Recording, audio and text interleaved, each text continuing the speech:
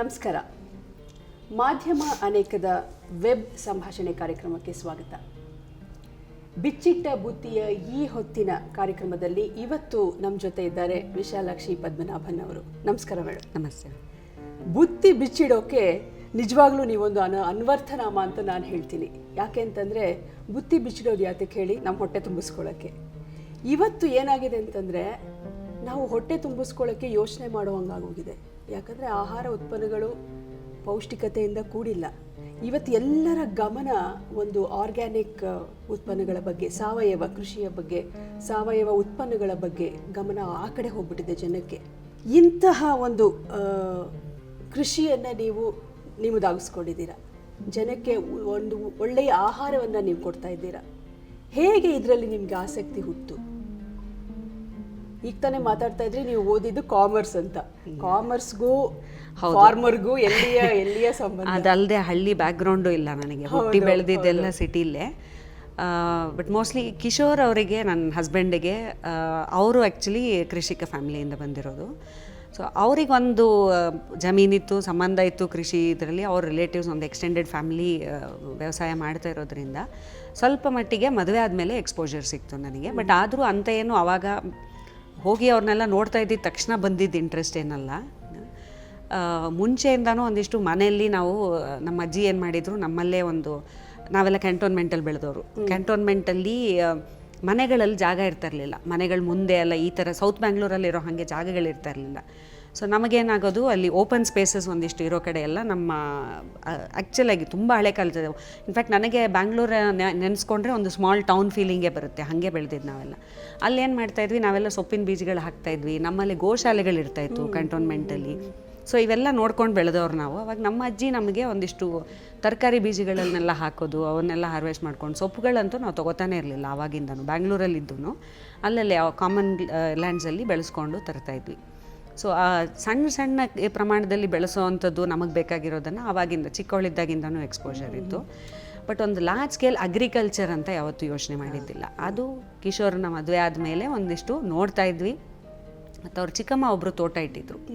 So ನಮ್ಮ first exposure ಅಲ್ಲಿ. ಅವರಿಗೆ ಕೆಲಸಕ್ಕೆ ಯಾರೂ ಸಿಗದೆ ಇದ್ದಾಗ ನಮ್ಮನ್ನು ಒಂದಿಷ್ಟು ಲೇಬರ್ ಥರ ಯೂಸ್ ಮಾಡ್ಕೊಳ್ಳೋರು ಅಲ್ಲಿ. ಬಟ್ ಅವ್ರು ಮಾಡ್ತಾ ಇದ್ದಿದ್ದು ಆದರೆ ಕೆಮಿಕಲ್ ಫಾರ್ಮಿಂಗೇನೆ. ಸೊ ನಮ್ಮ ಕೆಲಸ ಆವಾಗ ಔಷಧಿ ಹೊಡೆಯೋದು ಅಂಥದ್ದೆಲ್ಲ ಇರೋದು. ಅದನ್ನು ಫಸ್ಟ್ ಮಾಡ್ತಾ ಇದ್ದಿದ್ದು. ಆಮೇಲೆ ನಿಧಾನಕ್ಕೆ ಒಂದು ಸ್ವಲ್ಪ ಎಕ್ಸ್ಪ್ಲೋರ್ ಮಾಡೋಕ್ಕೆ ಶುರು ಮಾಡಿದೆ. ಓಕೆ, ಇವಾಗ ನಾವು ಲಾರ್ಜ್ ಸ್ಕೇಲಲ್ಲಿ ಮಾಡಬೇಕು ಅಂತಂದರೆ ಏನು ಮಾಡೋದು? ಯಾಕಂದರೆ ಒಂದು ಐಡಿಯಾ ಇತ್ತು. ಓಕೆ, ಒಂದು ತೋಟ ಮಾಡೋಣ ಅಂತ ಫಸ್ಟ್ ಬಂದಿದ್ದು ತಲೆಯಲ್ಲಿ. ಸರಿ, ತೋಟ ಮಾಡ್ತಾ ಈ ಥರ ಈ ಔಷಧಿ ಹೊಡೆದು ಮಾಡೋ ಅಂಥದ್ದು ಏನಕ್ಕೆ, ಹಾಗೆ ಮಾಡೋಕ್ಕಾಗಲ್ವಾ ಅಂತಂದ ಆವಾಗಲೇ ಫಸ್ಟ್ ನನಗೆ ಎಕ್ಸ್ಪೋಜರೇ ಸಿಕ್ಕಿದ್ದು. ಓಕೆ, ಸಾವಯವ ಕೃಷಿ ಅಂತಂದರೆ ಏನು ಅಂತ ಆವಾಗಿಂದ ಶುರು ಮಾಡಿ ಇದಾಗಿ ಒಂದು 20 ವರ್ಷ ಆಯಿತು. 20 ವರ್ಷ, it's a very long run. Buffalo back ಇದು ಬಹುಶಃ 20 ವರ್ಷದಿಂದ ಆಗಿರ್ಲಿಕ್ಕಿಲ್ಲ. ಇಲ್ಲ, ನಾವು ಇನ್ಫ್ಯಾಕ್ಟ್ ಕೃಷಿ ಫಾರ್ಮಿಂಗ್ ಸ್ಟಾರ್ಟ್ ಮಾಡಿ 10 ವರ್ಷ ಆಯಿತು. 15-20 ವರ್ಷದಿಂದ ಎಕ್ಸ್ಪೋಜರ್ ಸಿಕ್ಕಿದ್ರೂ ಫಸ್ಟ್ ಲ್ಯಾಂಡ್ ಬೇಕಲ್ಲ. ಈಗ ನಮ್ಮ ಹುಚ್ಚತನಗಳಿಗೆ ಅಥವಾ ನಾನೇನೋ ಎಕ್ಸ್ಪೆರಿಮೆಂಟ್ ಮಾಡಬೇಕು ಅಂತಂದರೆ ಜಮೀನು ಕೊಡೋರಂತೂ ಯಾರೂ ಇರಲಿಲ್ಲ. ಸೊ ಫಸ್ಟು ಸಂಪಾದನೆ ಮಾಡಬೇಕಾಗಿತ್ತು, ಜಮೀನು ತೊಗೋಬೇಕಾಗಿತ್ತು. ಮತ್ತು ಅದು ಎಲ್ಲಿ ತೊಗೊಳ್ಳೋದು, ಅಲ್ಲಿ ಹೋಗಿ ನಮಗೆ ಇರೋಕ್ಕಾಗತ್ತಾ, ನಮಗೆ ಫುಲ್ ಟೈಮ್ ವ್ಯವಸಾಯ ಮಾಡೋಕ್ಕಾಗತ್ತಾ, ಮಕ್ಕಳಲ್ಲಿ ಓದಿಸೋದು, ಇವೆಲ್ಲ ಪ್ರಶ್ನೆಗಳು ಬಂತು ಅಲ್ಲಿ. ಮತ್ತು ಅಪ್ಪ ಅಮ್ಮ, ವಯಸ್ಸಾದವರು, ಅತ್ತೆ ಮಾವ ಎಲ್ಲರೂ ನೋಡ್ಕೊಳ್ಳೋದು. ಖಂಡಿತವಾಗಿ. ಯಾಕೆಂದರೆ ಭಾರತ ವ್ಯವಸಾಯಕ್ಕೆ ಪ್ರಧಾನ ಅಂತ ಹೇಳ್ಕೊಂಡು ಹೋದ್ರೂ ಇವತ್ತಿನ ರೈತರ ಆತ್ಮಹತ್ಯೆಗಳು ಅದು ಇದು ನೋಡ್ತಾ ಇದ್ದಾಗ ಬಹಳ ಕಷ್ಟ ಇದು. ವ್ಯವಸಾಯ ಅಥವಾ ಕೃಷಿ ಮಾಡೋದು ತುಂಬಾ ಕಷ್ಟ. ಅಂಥದ್ರಲ್ಲಿ 20 ವರ್ಷ, ಅದು ಅರ್ಬನೈಸ್ಡ್ ಇಂಥ ಬೆಂಗಳೂರಿನಲ್ಲಿ ನೀವೊಂದು ಕೃಷಿ ಮಾಡ್ತಾ ಇರೋದು ನಿಜಕ್ಕೂ ಶ್ಲಾಘನೀಯ ಅನಿಸುತ್ತೆ ಖಂಡಿತವಾಗಿ. ಬಟ್ ಆ ಲಾಂಗ್ ರನ್ನಲ್ಲಿ ನೀವು ಕಾಮರ್ಸು CA ಮಾಡಿರೋರು, ಆಯಿತು, ಇತ್ತು, ಇಲ್ಲ ಅಂತ ಹೇಳಲ್ಲ. ಬಟ್ ಒಂದು ಅರ್ಬನ್ನಲ್ಲಿ, ಪಟ್ಟಣದಲ್ಲಿ ಮಕ್ಕಳನ್ನು ಓದಿಸಿ ಮನೆ ಕಟ್ಟಿ ಮತ್ತೆ ಭೂಮಿನೂ ತೊಗೊಂಡು ವ್ಯವಸಾಯ ಮಾಡೋದು ಬಹಳ ಕಷ್ಟ. ಹೇಗೆ ನೀವು ಅದನ್ನು ಡೆವಲಪ್ ಮಾಡ್ಕೊಂಡು ಹೋದ್ರಿ? ಅದೇ ಫಸ್ಟ್ ಒಂದು ಕಾರ್ಪೊರೇಟ್ ಕೆಲಸ ಬೇಕಾಗಿತ್ತು, ಜಮೀನು ತೊಗೊಳೋದಕ್ಕೆ ಬೇಕಾಗಿತ್ತು. ಸೊ ಕೆಲಸ ಮಾಡಿದ್ದಾಯಿತು ಒಂದು 5-6 ವರ್ಷ. ಆ ದುಡ್ಡಲ್ಲಿ ಹೋಗಿ ಇನ್ವೆಸ್ಟ್ ಮಾಡಿ ಲ್ಯಾಂಡ್ ತೊಗೊಂಡು ಅದಾದಮೇಲೆ ಶುರು ಮಾಡಿ ಇವಾಗ ಒಂದು ಐ ಥಿಂಕ್ ಕನ್ಸಿಸ್ಟೆಂಟಾಗಂತೂ ಒಂದು 12 ವರ್ಷದಿಂದ ಮಾಡ್ಕೊಂಬಂದಿದ್ದೀವಿ. ನಾನು ಕಿಶೋರ್ ಇಬ್ಬರೂ. ನನಗಿಂತ ಕಿಶೋರಿಗೆ ತುಂಬ ಆಸಕ್ತಿ, ಹ್ಯಾಂಡ್ಸ್ ಆನ್ ಕೃಷಿಯಲ್ಲಿ ಅವ್ರಿಗೆ ತುಂಬ ಆಸಕ್ತಿ. ಸೊ ಆಯಿತು, ಇವಾಗ ನಮ್ಮ ತೋಟ ಆ್ಯಕ್ಚುಲಿ ಒಂದು 12 ವರ್ಷದ ಫುಲ್ ಫ್ಲೆಡ್ಜ್ಡ್ ತೋಟ. ಬಟ್ ಕೆಲವು ಚಾಲೆಂಜಸ್ ಇತ್ತು, ನಮಗೂ ಗೊತ್ತಿರಲಿಲ್ಲ. ನಾವು ಹೋಗಿ ತೊಗೊಂಡಿದ್ದ ಜಾಗ ನಮ್ಮೂರು, ನಮ್ಮ ಇದು ಇಲ್ಲ. ಸೊ ನಮಗೆ ಹತ್ತಿರ ಆಗಬೇಕು, ಬೇರೆ ಒಂದಿಷ್ಟು ಪ್ಯಾರಾಮೀಟರ್ಸ್ ಇಟ್ಟಿದ್ವಿ. ನಮಗೆ ಅಪ್ರೋಚಬಲ್ ಆಗಿರಬೇಕು, ಸಿಟಿಯಲ್ಲೂ ಇರೋಂಗೆ ಆಗಬೇಕು, ಹೋಗಿ ಬರೋಂಗೆ ಆಗಬೇಕು ಅಂತ. ಸೊ ಇಲ್ಲಿಂದ ಆನೇಕಲ್ ತಾಲೂಕಲ್ಲಿ ಲ್ಯಾಂಡ್ ತೊಗೊಂಡಿದ್ದು. ಆಮೇಲೆ ಅಲ್ಲಿ ಹೋದ್ಮೇಲೆ ಗೊತ್ತಾಯಿತು ನಾವಿರೋದು ಎಲಿಫೆಂಟ್ ಕಾರಿಡಾರಲ್ಲಿ ಅಂತ. ಸೊ ಒಂದು ಸ್ವಲ್ಪ ಆನೆ ಫ್ರೆಂಡ್ಲಿ ವ್ಯವಸಾಯ ಹೆಂಗೆ ಮಾಡೋದು ಅಂತ ಅದೊಂದು ಪ್ರೋಸೆಸ್ ಆಯಿತು, ಕಲಿಯೋದು ಹೆಂಗೆ ಅಂತ. ಅದೇನದು ಸ್ವಲ್ಪ ವಿವರವಾಗಿ ಹೇಳ್ಬೋದಾ? ಅಲ್ಲಿ ಈಗ ಸದ್ಯಕ್ಕೆ ಈಗ ಅರ್ಬನೈಸೇಷನಿಂದ ಬ್ಯಾಂಗ್ಳೂರ್ ಇಷ್ಟೊಂದು ಬೆಳೆದಿರೋದ್ರಿಂದ ಒಂದು ಸಮಸ್ಯೆ ಇದೆ ಬನ್ನರ್ಘಟ್ಟ ಫಾರೆಸ್ಟಲ್ಲಿ. ಸುಮಾರು ಜನಕ್ಕೆ ಅದ್ರ ಅರಿವಿಲ್ಲ, ನಮ್ಮ ಸಿಟಿಯಲ್ಲಿ ಅದೊಂದು ಪ್ರಾಬ್ಲಮ್ ಇದೆ. ಆ್ಯಕ್ಚುಲಾಗಿ ಬ್ಯಾಂಗ್ಳೂರಿಂದ 30 ಕಿಲೋಮೀಟರ್ ಡಿಸ್ಟೆನ್ಸಲ್ಲಿ, ಅಂದರೆ ನಮ್ಮ ಬನ್ನರ್ಘಟ್ಟ ನ್ಯಾಷನಲ್ ಪಾರ್ಕಿಂದ ಹೊಸೂರು ಕಡೆಗೆ ಒಂದು ಎಲಿಫೆಂಟ್ ಕಾರಿಡಾರ್ ಇದೆ. ಆ ಎಲಿಫೆಂಟ್ ಕಾರಿಡಾರಲ್ಲಿ ಒಂದಿಷ್ಟು ಈ ಥರ ನಮ್ಮ ಹಳ್ಳಿನೂ ಒಂದು ಸೆಟ್ಲ್, ನಾವು ನಮ್ಮದು ಹಳ್ಳಿ ಅಂತಲೂ ಕನ್ಸಿಡರ್ ಆಗಲ್ಲ, ನಮ್ಮದು ದೊಡ್ಡಿ ಅಂತೀವಿ ನಾವು. ಫಾರೆಸ್ಟಲ್ಲಿ ಸೆಟಲ್ಮೆಂಟ್ ನಮ್ಮದೆಲ್ಲ. ಸೊ ಆ ಸೆಟಲ್ಮೆಂಟ್ಸ್ ಎಲ್ಲನೂ ಎಲಿಫೆಂಟ್ ಕಾರಿಡಾರಲ್ಲಿದೆ. ಎಲಿಫೆಂಟ್ ಮೂವ್ಮೆಂಟ್ ಆಗುತ್ತೆ ಅಲ್ಲಿ. ಸೊ ಆ ಅನಿಮಲ್ ಮೂವ್ಮೆಂಟ್ ಇರೋ ಕಡೆ ಜನಗಳು ವಾಸ ಮಾಡೋದ್ರಲ್ಲಿ ದೆರ್ ಆರ್ ಸ್ಪೆಸಿಫಿಕ್ ಚಾಲೆಂಜಸ್. ಈಗ ಯಾವುದೇ ಅನಿಮಲ್ ಇದ್ರೂ ಇನ್ಫ್ಯಾಕ್ಟ್ ವೈಲ್ಡ್ ಲೈಫ್ ಅವರಿಗೆ ಅದರ ಅರಿವಿರುತ್ತೆ. ಬಟ್ ಇಲ್ಲಿ ಈ ಕಾರಿಡಾರ್ ನಮ್ಮ ಸಿಟಿಗೆ ಇಷ್ಟೊಂದು ಪಕ್ಕದಲ್ಲಿರೋದ್ರಿಂದ ತುಂಬ ಇಂಪಾರ್ಟೆಂಟ್. ನಮ್ಮ ಸಿಟಿಯಲ್ಲಿರೋರ್ಗು ಅದೊಂದು ಸ್ವಲ್ಪ ಅದರ ಸೆನ್ಸಿಟಿವಿಟಿ ಮತ್ತು ಅದರ ರಿಲೇಟೆಡ್ ಇಶ್ಯೂಸ್ ಏನಿದೆ ಅನ್ನೋದು ಅರ್ಥ ಮಾಡ್ಕೊಳ್ಳೋದು ತುಂಬ ಇಂಪಾರ್ಟೆಂಟ್ ಇದೆ. ಸೊ ಈ ಹಳ್ಳಿ, ಈ ದೊಡ್ಡಿಗಳಿರೋದು just 30 kilometres from the city. And ಅಲ್ಲಿ ವ್ಯವಸಾಯ ನಾವು ಫುಲ್ ಫ್ಲೆಜ್ ಮಾಡೋಕ್ಕೆ ಹೋದರೆ ಈಲ್ಡ್ ಫುಲ್ ನಮಗೆ ಸಿಗುತ್ತೆ ಅಂತ ಯಾವ ಗ್ಯಾರಂಟಿನೂ ಇಲ್ಲ. ಯಾಕಂದರೆ ಆನೆಗಳು ರೈಡ್ ಮಾಡಬೇಕು ಅಂತ ಬರಲ್ಲ, ಬಟ್ ಕಾಡಲ್ಲಿ ಪ್ರಾಬ್ಲಮ್ ಇದೆ. ಬನ್ನರ್ಘಟ್ಟ ಕಾಡಲ್ಲಿ ಪ್ರಾಬ್ಲಮ್ ಇದೆ. ಅವಕ್ಕೆ ಬೇಕಾಗಿರೋಷ್ಟು, ಅಂದರೆ ಆ ಮೂಮೆಂಟ್ ಮೇಲೆ ಡಿಪೆಂಡ್ ಆಗುತ್ತೆ. ಈಗ ತುಂಬ ದೊಡ್ಡ ಹರ್ಡ್ ಮೂಮೆಂಟ್ ಬಂದರೆ ಅವಕ್ಕೆ ಬೇಕಾಗಷ್ಟು ಊಟ ಸಿಗಲ್ಲ. ಒಂದು ಕಾಲದಲ್ಲಿ ಕಾಡು ತುಂಬ ಚೆನ್ನಾಗಿತ್ತು ಬನ್ನರ್ಘಟ್ಟ ಕಾಡು. ಈಗ ಬಟ್ ಮೆನಿ ರೀಸನ್ಸ್, ಬರೀ ವ್ಯವಸಾಯ ಜನರಿದು ಮಾತ್ರ ಅಲ್ಲ, ಮೈನಿಂಗ್ ನಡೀತಾ ಇತ್ತು. ಒಂದು 20 ವರ್ಷದಿಂದ ಲಾರ್ಜ್ ಸ್ಕೇಲ್ ಮೈನಿಂಗ್ ನಡೀತಾ ಇತ್ತು. ಅದರ ಇಂಪ್ಯಾಕ್ಟಿಂದ ಕಾಡಿನ ಒಂದು ಸ್ವಲ್ಪ ಹೆಲ್ತ್ ಇದಾಗಿದೆ. ಸೊ ಆನೆಗಳಿಗೆ ಊಟ ಕಮ್ಮಿ ಆದಾಗ, ನೀರು ಕಮ್ಮಿ ಇದ್ದಾಗ ಮನುಷ್ಯರಿರೋ ಕಡೆ ಬರೋದು ತುಂಬ ಕಾಮನ್ ಅದು. ಸೊ ಆವಾಗ ರೈಡ್ಗಳಾದಾಗ ಸೊ ವ್ಯವಸಾಯ ಮಾಡೋರಿಗೆ ಸಿಕ್ಕಾಪಟ್ಟೆ ಲಾಸ್ ಆಗುತ್ತೆ. ಸೊ ಅದಕ್ಕೆ ಏನು ಮಾಡಿದ್ದಾರೆ ಅಂತಂದರೆ, ನಮ್ಮಲ್ಲಿ ಈಗ ರೈತರಿಗೆ ಮೊದಲೇ ಇರೋ ಕರೆಕ್ಟಾಗಿ ಎಲ್ಲ ಇದ್ರೂ ಅವರಿಗೆ ನ್ಯಾಯ ಬೆಲೆ ಸಿಗೋದೇ ಆಗಲಿ ಅಥವಾ ಆ ಈಲ್ಡಲ್ಲಿ ಗ್ಯಾರಂಟಿ ಸಿಗೋದೇ ಆಗಲಿ ಕಷ್ಟ ಇರೋದ್ರಿಂದ ಸೊ ಒಂದು ಸೊಲ್ಯೂಷನ್ ಆ ಕಡೆ ಎಲ್ಲ ಪ್ರೊವೈಡ್ ಮಾಡಿದರು. ಆ ಆನೆ ಕಾರಿಡಾರಲ್ಲಿ ಮತ್ತು ಆ ಕಾಡು ಪಕ್ಕದಲ್ಲಿರೋರಿಗೆಲ್ಲ ಸೆರಿಕಲ್ಚರ್ ಪ್ರಮೋಟ್ ಮಾಡಿದರು. ನಮ್ಮಲ್ಲಿ ಇವಾಗ ರಾಮನಗರದಲ್ಲಿ ಸೆರಿಕಲ್ಚರ್ ಯೂನಿಟ್ ಮತ್ತು ನಮ್ಮ ಸಿಲ್ಕ್ ಬೋರ್ಡಲ್ಲಿ ಅಂತ ಒಂದಿಷ್ಟು ಫೆಸಿಲಿಟೀಸ್ ಕ್ರಿಯೇಟ್ ಮಾಡಿ ಸೆರಿಕಲ್ಚರ್ ಪ್ರಮೋಟ್ ಮಾಡಿ ಆ ಕಡೆ ಪೂರ್ತಿ ಒಂದು ಥರ ನಾವು ಅಗ್ರಿಕಲ್ಚರಲ್ಲಿ ಹೇಳ್ತೀವಿ ಮೋನೋಕ್ರಾಪಿಂಗ್ ಅಂತ. ಒಂದು ಮೋನೋಕ್ರಾಪಿಂಗ್ನ ಎನ್ಕರೇಜ್ ಮಾಡಿ ಸೆರಿಕಲ್ಚರ್ನ ಒಂದು 20 ವರ್ಷದಿಂದ ಪ್ರಮೋಟ್ ಮಾಡಿದ್ದಾರೆ. ಅದರಿಂದನೂ ಇನ್ಫ್ಯಾಕ್ಟ್ ಸುಮಾರು ಡಿಪ್ಲೀಷನ್ ಆಗಿದೆ, ಕಾಡಲ್ಲಿ ಪ್ರಾಬ್ಲಮ್ ಆಗಿದೆ. ಯಾಕಂದರೆ ಅಗ್ರಿಕಲ್ಚರ್ ಯಾವಾಗಲೂ ಮೋನೋಕ್ರಾಪಿಂಗ್ ಮಾಡಿದ್ರೆ ಪ್ರಾಬ್ಲಮ್. ಜೊತೆಗೆ ಅಗ್ರಿಕಲ್ಚರ್ ಕಾಡು ಪಕ್ಕದಲ್ಲಿ ನಡೀತಾ ಇದ್ದಾಗ ಆಗ್ರೋ ಫಾರೆಸ್ಟ್ರಿ ಅಂತ ಅಂತೀವಿ ನಾವು. ಆ ಪ್ರಿನ್ಸಿಪಲ್ಸ್ ಕೆಲವು ಫಾಲೋ ಮಾಡಬೇಕಾಗತ್ತೆ. ಅಂದರೆ ಒಂದು ಕಾಡಿನ ಎಕ್ಸ್ಟೆನ್ಷನ್ ಆಗಿರಬೇಕು ನಾವು ಬೆಳೆಸೋದು. ಮನುಷ್ಯರ ಇಂಟರ್ವೆನ್ಷನ್ ತುಂಬ ಆದಾಗ ಕಾಡಿಗೆ ಪ್ರಾಬ್ಲಮ್, ಆ ಈಕೋಸಿಸ್ಟಮಿಗೆ ಪ್ರಾಬ್ಲಮ್ ಆಗುತ್ತೆ ಬೇಸಿಕ್ಲಿ. ಸೊ ಈ ಸೆರಿಕಲ್ಚರಿಂದನೂ ಕೆಲವು ಪ್ರಾಬ್ಲಮ್ ಆಗಿದೆ ಅಲ್ಲಿ. ಸೊ ಅದಕ್ಕೆ ಏನು ಮಾಡಿದ್ದಾರೆ, ಸುಮಾರು ಜನ ವ್ಯವಸಾಯ ಮಾಡೋದೇನೆ ಕಮ್ಮಿ ಮಾಡಿ ಸೆರಿಕಲ್ಚರ್ ಒಂದು 2 ವರ್ಷಕ್ಕೆ 2 ಸಲ ಮಲ್ಬೆರಿ ಹಾಕ್ತಾರೆ, ಹಿಪ್ನೇರ್ಲೆ ಹಾಕಿ. ಸೊ ರೇಷ್ಮೆನೇ ಅವ್ರಿಗೆ ಇನ್ಕಮ್ ಅಲ್ಲ ಆ ಕಡೆ ಎಲ್ಲ. ಯಾಕೆಂದರೆ ರಾಗಿ ಹಾಕಿದ್ರೂ ಆನೆಗಳು ಬರ್ತವೆ. ಈಗ ಯಾವಾಗಲೂ ಹಿಪ್ನೇರ್ಲೆ ನೋಡಿ ರಾಗಿ ವಾಸನೆ ಬಂದರೆ ಆನೆಗಳಿಗೆ ಅದಲ್ಲದೆ ಇನ್ನೂ ಆನೆಗಳದ್ರಲ್ಲೂ ಪ್ಯಾಟರ್ನ್ಸಲ್ಲೂ ತುಂಬ ಚೇಂಜಸ್ ಆಗೋಗಿದೆ. ಹರ್ಡ್ ಅಲ್ಲದೆ ಇವಾಗ ಟಸ್ಕರ್ಸ್ ಕೆಲವು ಹರ್ಡಿಂದ ಈಚೆ ಬಂದಿವೆ. ಅದನ್ನು ಕೆಲವು ವೈಲ್ಡ್ ಲೈಫ್ ಅವ್ರು ಹೇಳ್ತಾರೆ ಸೈಕಲಾಜಿಕಲ್ ಇಶ್ಯೂಸ್ ಅಟ್ರಿಬ್ಯೂಟೆಡ್ ಟು ನಮ್ಮ ಡಿಪ್ಲೀಷನ್ ಆಫ್ ಫಾರೆಸ್ಟ್ ರಿಸೋರ್ಸಸ್ ಅಂತ. ಸೊ ಅನಿಮಲ್ಸಲ್ಲೂ ಬಿಹೇವಿಯರಲ್ ಪ್ರಾಬ್ಲಮ್ ಆಗಿದೆ. ಅಂದರೆ ಹ್ಯೂಮನ್ ಇದರಿಂದ ಆಗ್ತಾ ಇರೋ ತೊಂದರೆಗಳಿಂದ, ಮೈನಿಂಗಿಂದ ಇರ್ಬೋದು, ಅಥವಾ ಈ ಥರ ನಾವು ಸೆರಿಕಲ್ಚರ್ ಮಾಡೋದ್ರಿಂದ ಇರ್ಬೋದು, ಅಥವಾ ವಾಟರ್ ರಿಸೋರ್ಸ್ ಕಮ್ಮಿ ಮಾಡೋದ್ರಿಂದ ಇರ್ಬೋದು, ಆನೆಗಳಲ್ಲೂ ಬಿಹೇವಿಯರಲ್ ಪ್ರಾಬ್ಲಮ್ ಆಗಿದೆ. ಸೊ ಇವಾಗ tuskers only for urbanised cultivation ಹೇಳ್ತಾ ಇದ್ದೀರಾ ನೀವು, ಅಥವಾ ಫುಡ್ ಕಲ್ಟಿವೇಷನ್ಗೆ ಪ್ರಾಬ್ಲಮ್ ಇದೆ. ಸೊ ಎನಿ ಫುಡ್ ಕ್ರಾಪ್ ಅಲ್ಲಿ ಹಾಕಿದ್ರೆ ರೈಡ್ ಆಗೋ ಚಾನ್ಸಸ್ ಜಾಸ್ತಿ ಇದೆ, ಅನಿಮಲ್ ರೈಡ್ ಆಗೋದು. ಸೊ ನಮ್ಮಲ್ಲೇ ಇನ್ಫ್ಯಾಕ್ಟ್ ನಾವೇನಾಯಿತು, ನಾವು ಆಗ್ರೋ ಫಾರೆಸ್ಟ್ರಿ ಮಾಡಿದ್ರು ಕೆಲವು ಮರಗಳ ಸ್ಯಾಪ್ಲಿಂಗ್ಸ್ ಎಲ್ಲ, ತೆಂಗಿನ ಮರ ಮತ್ತು ಹಲಸು ಅವೆಲ್ಲ ಹಾಕಿದಾಗ ಸ್ಯಾಪ್ಲಿಂಗ್ಸ್ ಒಂದಿಷ್ಟು ಮಟ್ಟ ಬೆಳೆದ ತಕ್ಷಣ ಆನೆ ಬರೋದು, ಬಂದು ಪೂರ್ತಿಗೆ ಮುರಿದಾಕಿ ಹೋಗೋದು. ಈಗ ನಮಗೆ ಅದರ ಮೇಲೆ, ಆ ಆದಾಯದ ಮೇಲೆ ನಾವು ಡಿಪೆಂಡೆಂಟ್ ಆಗಿರಲಿಲ್ಲ ಅನ್ನೋ ಕಾರಣಕ್ಕೆ ನಾವು ಮತ್ತೆ ರೀಪ್ಲೇಸ್ ಮಾಡ್ತಾನೇ ಇದ್ವಿ ಅದನ್ನು. ಮತ್ತು ಆಮೇಲೆ ನಾವು ನಿಧಾನಕ್ಕೆ ಒಂದಿಷ್ಟು ಆನೆಗಳ ಮೂಮೆಂಟನ್ನು ಹೆಂಗೆ ರೆಸ್ಟ್ರಿಕ್ಟ್ ಮಾಡ್ಬೋದು, ಮತ್ತು ಅವಕ್ಕೆ ಹೆಂಗೆ ಕೆಲವು ಟ್ರೆಡಿಷ್ನಲ್ ಟೆಕ್ನಿಕ್ಸ್ ಇದಾವೆ. ಸೊ ಕಾಡು ಮತ್ತು ಮನುಷ್ಯರಿರೋ ಸೆಟಲ್ಮೆಂಟ್ಸ್ ಮಧ್ಯದಲ್ಲೇ ಏನು ಮಾಡಿಬಿಡ್ತಾರೆ, ಆನೆಗೆ ಒಂದು ಕಾಡು ಮಾಡ್ತಾರೆ, ಆನೆಗೊಂದು ಕಾಡು ಮತ್ತು ಆನೆಗೊಂದು ಹೊಂಡ ಮಾಡ್ತಾರೆ. ಸೊ ಅವುಗಳು ಊಟ ಮಾಡಿ ಅಲ್ಲೇ ನೀರು ಕುಡಿದ್ಬಿಟ್ಟು ಹಾಗೆ ಹೋಗಲಿ ಅಂತ. ಸೊ ಅದೆಲ್ಲ ಇಟ್ಟರೆ ಏನು ತೊಂದರೆ ಇಲ್ಲ. ಬಟ್ ನಮ್ಮಲ್ಲಿ ಅವೆಲ್ಲ ಒಂದು ಸ್ವಲ್ಪ ಕಮ್ಮಿ. ಆನೆಗೆ ಮಾತ್ರ ಸೀಮಿತನ, ಬೇರೆ ಪ್ರಾಣಿಗಳು ಯಾವುದಾದ್ರು? ಬೇರೆ ಅಂತ ಏನಿಲ್ಲ, ಚಿರತೆಗಳು ಒಕೇಶನಲ್ಲಿ ಬರ್ತವೆ. ವೈಲ್ಡ್ ಬೋರ್ ಎಲ್ಲ ಕಡೆನೂ ಇದ್ದಾವೆ. ಅದು ಸಾಮಾನ್ಯ ಜನರಲಿ ಎಲ್ಲ ರೈತರಿಗೂ ಕೆಲವು ಸಣ್ಣ ಪ್ರಾಬ್ಲಮ್ಸ್ ಇದ್ದೇ ಇದೆ. ಕಾಡು ತುಂಬ ದೂರದಲ್ಲಿದ್ರೂ ಕೆಲವು ಪ್ರಾಣಿಗಳು ಬಂದೇ ಬರ್ತವೆ. ಆ ಥರದ್ದು ರೆಗ್ಯುಲರ್ ಅದು. ಆಮೇಲೆ ಕೋತಿ ಇದೆ. ಅದು ಕೋತಿ ನಿಜವಾಗ್ಲೂ ಕಾಟಾನೆ ಅದು. ಸೊ ಹಣ್ಣಿನ ಮರಗಳು ಅಂದಮೇಲೆ ಇನ್ನಷ್ಟು ತಿನ್ನೋದಕ್ಕಿಂತ ಜಾಸ್ತಿ ವೇಸ್ಟ್ ಮಾಡ್ತವೆ. ಅದೊಂದು ಬೇಜಾರು ಕೋತಿಗಳದ್ದು ಅಷ್ಟೇ. ಬಟ್ ಅದರ್ವೈಸ್ ಹಕ್ಕಿಗಳು ತಿಂತಾವಷ್ಟೇ, ಅಂಥ ವೇಸ್ಟೇಜ್ ಇರಲ್ಲ. ಇದು ಮಾಮೂಲಿ ಇದೆ. ಬಟ್ ರೈತರಿಗೆ ಕಷ್ಟನೇ ವ್ಯವಸಾಯ. ಈಗ ಅದರ ಮೇಲೆ ಆದಾಯ ಡಿಪೆಂಡೆಂಟ್, ಲೈವ್ಲಿಹುಡ್ ಪೂರ್ತಿ ಡಿಪೆಂಡೆಂಟ್ ಆದಾಗ ಇಂಥ ಲಾಸಸ್ನೆಲ್ಲ ಹ್ಯಾಂಡಲ್ ಮಾಡೋದು ರೈತರಿಗೆ ಕಷ್ಟ, ಖಂಡಿತ ಕಷ್ಟ. ಹಾಗಾಗಿ ಇವತ್ತು ನಾವು ಆ ಥರದ್ದು ಸಮಸ್ಯೆಗಳನ್ನು ನೋಡ್ತಾ ಇದ್ದೀವಿ. ರೈತರ ಸಾಲಗಳು, ಅದಕ್ಕೆ ಅಲ್ಲ ಕೆಮಿಕಲ್ ಫಾರ್ಮಿಂಗನ್ನು ತಂದಿದ್ದೆ ಅದಕ್ಕೆ ಅಲ್ಲ. ಪ್ರಾಣಿಗಳಿಗೆ ಇನ್ನೂ ಕೆಮಿಕಲ್ ಫುಡ್ಡನ್ನು ಅಕ್ಸೆಪ್ಟ್ ಮಾಡೋಷ್ಟು ಬಂದಿಲ್ಲ ಅರಿವು. ಮನುಷ್ಯರು ಅಕ್ಸೆಪ್ಟ್ ಮಾಡ್ಕೊಂಡ್ಬಿಟ್ವಿ. Maybe health care system, hospitals ಅವೆಲ್ಲ ಇಂಪ್ರೂವ್ ಆಗಿರೋದ್ರಿಂದ ನಾವು ಚಾನ್ಸಸ್ ತೊಗೋತಾ ಇದ್ದೀವಿ ಅನಿಸುತ್ತೆ. ಬಟ್ ಈಗಲೂ ನಾವು ಆ್ಯಕ್ಚುಲಿ ಡಿಫ್ರೆನ್ಸ್ ನೋಡಿದ್ದೀವಿ. ಕೆಮಿಕಲ್ ಫಾರ್ಮಿಂಗ್ ಮಾಡಿದಾಗ ಪ್ರಾಣಿಗಳು ಬರೋದು ಕಮ್ಮಿ ಆಗುತ್ತೆ, ಹಕ್ಕಿಗಳು ಬರೋದು ಕಮ್ಮಿ ಆಗುತ್ತೆ. ಇನ್ಫ್ಯಾಕ್ಟ್ ನಿಮಗೆ ಪಾಲಿನೇಟರ್ಸ್ ಏನೇ ಪ್ರಾಬ್ಲಮ್ ಆಗುತ್ತೆ. ಅಂದರೆ ನಮಗೆ ಹನಿ ಬಿ ಮತ್ತು ಬಟರ್ಫ್ಲೈಸ್ ಬರೋದೇನೆ ಕೆಮಿಕಲ್ ಫಾರ್ಮಿಂಗ್ ಆಗೋ ಕಡೆ ಕಮ್ಮಿ ಆಗುತ್ತೆ. ಸೊ ಈಗ ಬಫೆಲೋ ಬ್ಯಾಕ್ ಇದು ರೂಪುಗೊಂಡಿದ್ದು ಹೇಗೆ? ಹಾಂ, ಸೊ ಅಲ್ಲಿ ನಾವು ಸೆಟಲ್ ಆದಮೇಲೆ, ಅಲ್ಲಿ ಹೋಗಿ ಫಸ್ಟ್ ವ್ಯವಸಾಯ ಸ್ಟಾರ್ಟ್ ಮಾಡಿದ್ಮೇಲೆ ಫಸ್ಟ್ ಒಂದಿಷ್ಟು ವರ್ಷ ಅಲ್ಲೇ ಇದ್ವಿ. ಆ್ಯಕ್ಚುಲಿ ಇನಿಷಿಯಲ್ ಡೇಸಲ್ಲಿ ಬೇಕಾಗಿತ್ತು, ಯಾಕಂದರೆ ಅರ್ತ್ ವರ್ಕ್ ಮಾಡಿಸೋದು, ನಮಗೂ ಅರ್ಥ ಆಗಬೇಕಾಗಿತ್ತು ಆ ಟೆರೈನ್ನ.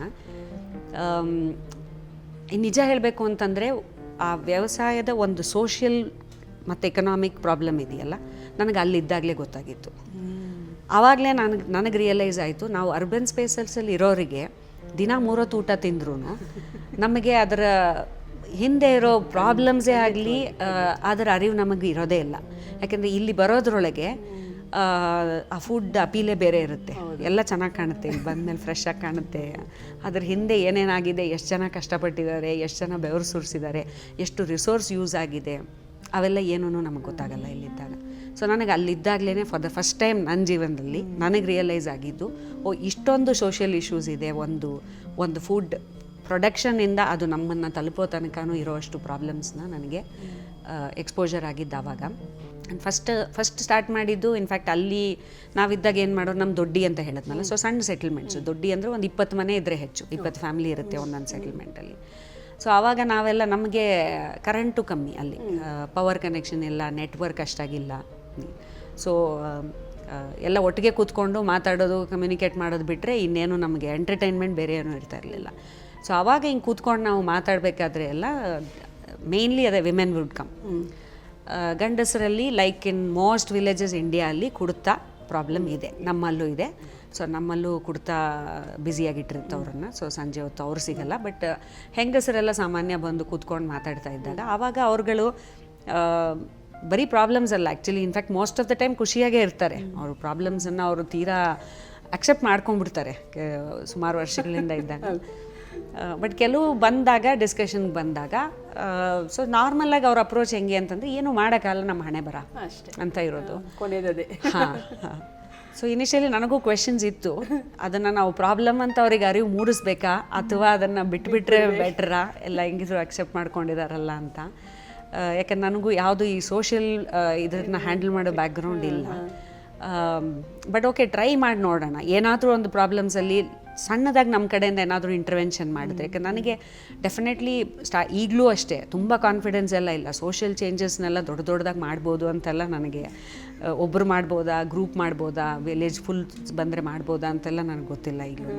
ಸೊ ಟ್ರೈ ಮಾಡೋಣ, ನಮ್ಮ ಇಂಟರ್ವೆನ್ಷನಿಂದ ಏನಾದರೂ ಆದರೆ. ಸೊ ಸುಮ್ಮನೆ ಆಫರ್ ಮಾಡಿದೆ ಅಷ್ಟೇ, ನಿಮಗೆ ಏನಾದರೂ ಮಾಡಬೇಕು ಅಥವಾ ಏನಾದರೂ ಚೇಂಜ್ ಬೇಕು ನಿಮ್ಮಲ್ಲಿ ಅಂತಂದರೆ ನನಗೆ ಹೇಳಿ, ನಾನು ಅದಕ್ಕೆ ಏನು ಬೇಕೋ ನಾನು ಟ್ರೈ ಮಾಡ್ತೀನಿ. ನನಗೆ ಗೊತ್ತಿದ್ದರೆ ನಿಮಗೆ ಹೇಳ್ಕೊಡೋದು ಅಥವಾ ಮಾಡೋದು ಮಾಡೋಣ ಅಂತ. ಆವಾಗ ಒಂದೊಂದೇ ಅವ್ರ ಕಡೆಯಿಂದ ಏನಾದರೂ ರಿಕ್ವೆಸ್ಟ್ ಬರೋದು. ಒಂದು ಲೇಡಿ ಬಂದು ನನಗೆ ಹೊಲಿಯಕ್ಕೆ ಬರುತ್ತೆ, ನಾನು ಕಲ್ತಿದ್ದೀನಿ, ನನಗೆ ಮೊದಲು ಯಾರೋ ಇಲ್ಲಿ ರೂರಲ್ ಡೆವಲಪ್ಮೆಂಟ್ ಸೆಂಟರ್ ಅಂತ ಬಂದಿದ್ದರು, ಆವಾಗ ಹೇಳ್ಕೊಟ್ರು. ನನ್ನ ಹತ್ರ ಮಿಷಿನೂ ಇದೆ, ನಾನು ಏನಾದರೂ ಫ್ರೀ ಟೈಮಲ್ಲಿ ಮಾಡ್ಬೋದು ಅಂತ. ಸೊ ಹಾಗೆ ಮಾತಾಡ್ತಾ ಕೆಲವೆಲ್ಲ ಬಂತು. ಓಕೆ, ಕೆಲವ್ರು ಏನಂದರು, ನಮಗೆ ಈಗ ವರ್ಷದಲ್ಲಿ ಒಂದು 4-5 ತಿಂಗಳು ಇನ್ನೇನು ಕೆಲಸ ಇರಲ್ಲ, ವ್ಯವಸಾಯ ಫುಲ್ ಟೈಮ್ ವ್ಯವಸಾಯ ಅಲ್ವಲ್ಲ, ಹಿಪ್ನೇರಳೆ ಇದ್ರದ್ದು ರೇಷ್ಮೆ ಹುಳದ ಅಂತ ಏನು ಕೆಲಸ ಇರಲ್ಲ, ಮಿಕ್ಕಿದ ಟೈಮಲ್ಲಿ ನಾವೇನಾದರೂ ಮಾಡ್ಬೋದು. ಇದೆಯಾ ಅಲ್ಲಿ ಹತ್ರ ಪತ್ರ ಸ್ಕೂಲ್ಗಳು? ಸ್ಕೂಲ್ ಇದೆ, ಒಂದು ರಾಮಕೃಷ್ಣ ಆಶ್ರಮ ಒಂದಿದೆ. ಸೊ ಅವ್ರಿಗೆ ಒಂದು ಪ್ರೈಮರಿ ಸ್ಕೂಲ್ ಇದೆ, ಆ್ಯಂಡ್ ಗೌರ್ಮೆಂಟ್ ಸ್ಕೂಲೂ ಪ್ರೈಮರಿ ಪರವಾಗಿಲ್ಲ. ಬಟ್ ಅದಾದಮೇಲೆ ಪ್ರಾಬ್ಲಮ್ ಏನೇ, ಹೈಸ್ಕೂಲ್ಗೂ ಹುಡುಗರು ಬನ್ನರ್ಘಟ್ಟ ತನಕ ಬರಬೇಕು. ನಮ್ಮ ರೋಡ್ ಅಂತ ಅಪ್ರೋಚಬಲ್ ಅಲ್ಲ, ಕಾಡೊಳಗಿಂದ 2 ಕಿಲೋಮೀಟರ್ ಬರಬೇಕಾಗುತ್ತೆ. ಸೊ ಅಲ್ಲ ಕೆಲವು ಲಾಜಿಸ್ಟಿಕ್ಸ್ ಇಶ್ಯೂಸ್ ಎಲ್ಲ ಇದೆ. ಸೊ ಹೆಂಗಸರಿಗೂ ಅಷ್ಟೇ, ಆ ದೊಡ್ಡಿಗಳಿಂದ ಈಚೆ ಬಂದು ಕೆಲಸ ಮಾಡ್ಕೊಂಡು ಹೋಗೋದು ಅಂತ ತುಂಬ ಸ್ಟ್ರೇನಿಯಸ್ಸು. ಅಂದರೆ ಮನೆಯಲ್ಲಿ ಸಿಂಪಲಿ ಹಸುಗಳು, ಮೇಕೆ, ಕುರಿಗಳನ್ನೂ ನೋಡ್ಕೊಳಕ್ಕಾಗಲ್ಲ ಆವಾಗ. ಸೊ ಅದಕ್ಕೆ ಅಲ್ಲೇ ಇದ್ದು ಏನಾದರೂ ಮಾಡೋ ಹಂಗೆ ಏನಾದರೂ ವ್ಯವಸ್ಥೆಗಳು ಮಾಡ್ಬೋದಾ, ಒಂದು ಆ್ಯಡೆಡ್ ಇನ್ಕಮ್ಮು ಮೇಲೆ. ಯಾಕಂದರೆ ವ್ಯವಸಾಯದಲ್ಲಿ ಚೇಂಜಸ್ ಮಾಡಿಸೋದು ಕಷ್ಟ ಇತ್ತು ಅಂತ ನನಗೆ ಗೊತ್ತಿತ್ತು. ಯಾಕಂದರೆ ಒನ್ನೆಸ್ ನಮ್ಮಲ್ಲಿ all said and done ಪೇಟ್ರಿಯಾರ್ಕಲ್ community, men take the decision. ಗಂಡಸರು ಅಲ್ಲಿ ಯಾವುದು ಚೇಂಜಸ್ಸಿಗೆ ಅಷ್ಟು ಬೇಗ ಒಪ್ಕೋತಾ ಇರಲಿಲ್ಲ. ಇನ್ಫ್ಯಾಕ್ಟ್ ಸಾವಯವ ಮಾಡ್ಬೋದು ಅಲ್ಲಿ ಅಂತಲೇ ಕಾನ್ಫಿಡೆನ್ಸ್ ಇರಲಿಲ್ಲ. ನಮ್ಮನ್ನು ತುಂಬ ವರ್ಷ ಅಬ್ಸರ್ವ್ ಮಾಡಿದ್ರು ಎಲ್ಲರೂ, 5-6 ವರ್ಷ ಸುಮ್ಮನೆ ಬರೀ ಅಬ್ಸರ್ವ್ ಮಾಡೋರಷ್ಟೇ. ಇನ್ಫ್ಯಾಕ್ಟ್ ಮಧ್ಯದಲ್ಲಿ ಆದರೆ ಬಂದು ಕಮೆಂಟು ಮಾಡೋರು, ಇದು ಬೆಳೆಯಲ್ಲ ಬಿಡಿ ಅಂತ ಅನ್ನೋರು. ಅಲ್ಲ, ನಿಮ್ಮ ಜೊತೆ ಎಷ್ಟು ಜನ ಇದ್ರು ಅಲ್ಲಿ ಕೆಲಸ ಮಾಡಲಿಕ್ಕೆ ಅಪಾರ್ಟ್ ಫ್ರಮ್ ದೊಡ್ಡಿ? ಅಂದರೆ ಬರೋರು, ನಮ್ಮ ಜೊತೆಗೆ ಮಾಡಕ್ಕೆ ಬರೋರು, ದನದ ಗೊಬ್ಬರ ಇದು ಮಾಡೋಣ ಅಂತಂದರೆ ಬರೋರು, ಬಂದು 2 ದಿನ ಮಾಡೋರು, ಬಂದು ಗೊಬ್ಬರ ಎಲ್ಲ ಹಾಕಿ ಎಲ್ಲ ಆದಮೇಲೆ ನಮ್ಗೆ ಹೇಳೋರು, ನೀವು ಇದೇ ಗೌರ್ಮೆಂಟ್ ಗೊಬ್ಬರ ತಂದು ಹಾಕಿದಿದ್ರೆ ನಮ್ಮ ಖರ್ಚು ಬೀಳ್ತಾ ಇರಲಿಲ್ಲ, ಲೇಬರ್ ಖರ್ಚು ನಿಮಗೆ ಬೀಳ್ತಾ ಇರಲಿಲ್ಲ ಅಂತ ನಮಗೆ ಅವರು ಅಡ್ವೈಸ್ ಮಾಡೋರು. ಬಟ್ ಆಮೇಲೆ ಹೇಳೋರು, ಬೆಳೆದ ಮೇಲೆ ಹೇಳೋರು, ಇದು ನೋಡಿ ಇದು ತಿನ್ನಕ್ಕೆ ಚೆನ್ನಾಗಿರುತ್ತೆ, ನಾವು ತಿನ್ನಲ್ಲ, ನಾವು ಗೌರ್ಮೆಂಟ್ ಗೊಬ್ಬರ ಹಾಕಿ ಬೆಳೆಸಿದ್ದು ನಾವು ತಿನ್ನಲ್ಲಪ್ಪ ಅಂತ ಅನ್ನೋರು. ಅದು ಬರೋದು ಈಚೆಗೆ ಇನ್ಫಾರ್ಮೇಷನ್ ಇಲ್ಲ. ಸೊ ಹೀಗೆ ನಿಧಾನಕ್ಕೆ ಕಾನ್ವರ್ಸೇಷನ್ಸನ್ನೆಲ್ಲ ತುಂಬ ಈಸಿಯಾಗೆ ಮಾಡಬೇಕಾಗಿತ್ತು. ಯಾಕಂದರೆ ಬೇಸಿಕ್ಲಿ ನಮ್ಮದು it was not any agenda driven ಇದು ಇರಲಿಲ್ಲ, ನಾವು ನಮಗೆ ಬೆಳೆಸ್ಕೊಳ್ಳೋಣ ಅಂತ ಹೋದವರು ಏನಿ. ಸೊ ಇನ್ಫ್ಲೂಯೆನ್ಸ್ ಮಾಡಬೇಕು ಅಂತಲೂ ಒಂದು ಪ್ಲ್ಯಾನ್ ಇರಲಿಲ್ಲ. ಬಟ್ ಅದು over a period of time ಒಂದಿಷ್ಟಂತೂ ಇನ್ಫ್ಲೂಯೆನ್ಸ್ ಆಗಿದೆ. ಕೆಲವು ಫಾರ್ಮರ್ಸ್ ಇವಾಗ ಕೆಲವು ದೊಡ್ಡಿಗಳಲ್ಲಿ, ಅದು ಮೇಯ್ನಾಗಿ ಅಲ್ಲಿ ಸ್ವಲ್ಪ ಮಿಕ್ಸ್ ಆಫ್ ಟ್ರೈಬಲ್ಸ್ ಮತ್ತು ಸೆಟಲ್ಮೆಂಟಲ್ಲಿ ಇವರು ಇದ್ದಾರೆ. ಸೊ ಟ್ರೈಬಲ್ಸ್ ಕೆಲವ್ರು ಪರವಾಗಿಲ್ಲ. ಈರುಳ್ಳಿಗಾಸ್ ಅಂತ ಮಾಡಿದಾಗ ಗೌರ್ಮೆಂಟಿಂದ ನಿಮಗೆ ನಾವು ಸಹಕಾರ ಇಲ್ಲ, ನಾವೇನು ಅದನ್ನು ನಾನು ತಲೆ ಕೆಡಿಸ್ಕೊಳ್ಳೋಕ್ಕೂ ಹೋಗಲಿಲ್ಲ. ಇನ್ಫ್ಯಾಕ್ಟ್ ಇಲ್ಲಿ ಒಂದು 2-3 ವರ್ಷದ ತನಕ ನನಗೆ ಅಗ್ರಿಕಲ್ಚರಲ್ ಡಿಪಾರ್ಟ್ಮೆಂಟ್ ಫಂಕ್ಷನಿಂಗ್ ಬಗ್ಗೆನೂ ನನಗೆ ಅರಿವಿರಲಿಲ್ಲ. ಇನ್ಫ್ಯಾಕ್ಟ್ ಅದು ಒಂದು ಮಾಮೂಲಿ ಇದು ಹೆಂಗಾಯಿತೋ, ಈ ಸೋಷಿಯಲ್ ವರ್ಕ್ ಹೆಂಗೆ ಶುರು ಆಯಿತೋ ಅದೇ ಥರ it was A gradual transition ಅಷ್ಟೇ. ಸೊ ಅಟ್ ಒನ್ ಪಾಯಿಂಟ್ ನಮಗೆ ಈ ಫಾರ್ಮರ್ಸ್ ಇಶ್ಯೂಸ್ ಬಂದಾಗ, ಅಂದರೆ ನಮ್ಮ ಇದರಿಂದ ಒಂದು ಸ್ವಲ್ಪ ಲಾರ್ಜರ್ ಪರ್ಸ್ಪೆಕ್ಟಿವ್ ಯೋಚನೆ ಮಾಡೋವಂಥ ಒಂದು ಅನಿವಾರ್ಯತೆ ಬಂತು ನನಗೆ. ಬೇಸಿಕ್ಲಿ ಒಂದು ಅರ್ಥ ಮಾಡ್ಕೊಳ್ಳೋಕೆ ಟ್ರೈ ಮಾಡ್ತಾಯಿದ್ದೆ. ಓಕೆ, ನಮ್ಮಲ್ಲಿ ಹಿಂಗಿದ್ರೆ ಸಿಚುವೇಶನ್ನು ಫಸ್ಟ್ ನಾನು ಟ್ರೈ ಮಾಡಿದ್ದು, ಎಕ್ಸ್ಪ್ಲೋರ್ ಮಾಡಿದ್ದು, ಈಗ ಬೇರೆ ಅನಿಮಲ್ ಕಾರಿಡಾರ್ಸ್ ಇದೆ. ಈಗ ವಾಳ್ಪಾರೆ ಅಂತ ತಮಿಳ್ನಾಡಲ್ಲಿದೆ, ಕೇರಳಲ್ಲಿದೆ, ಅಸ್ಸಾಮಲ್ಲಿದೆ.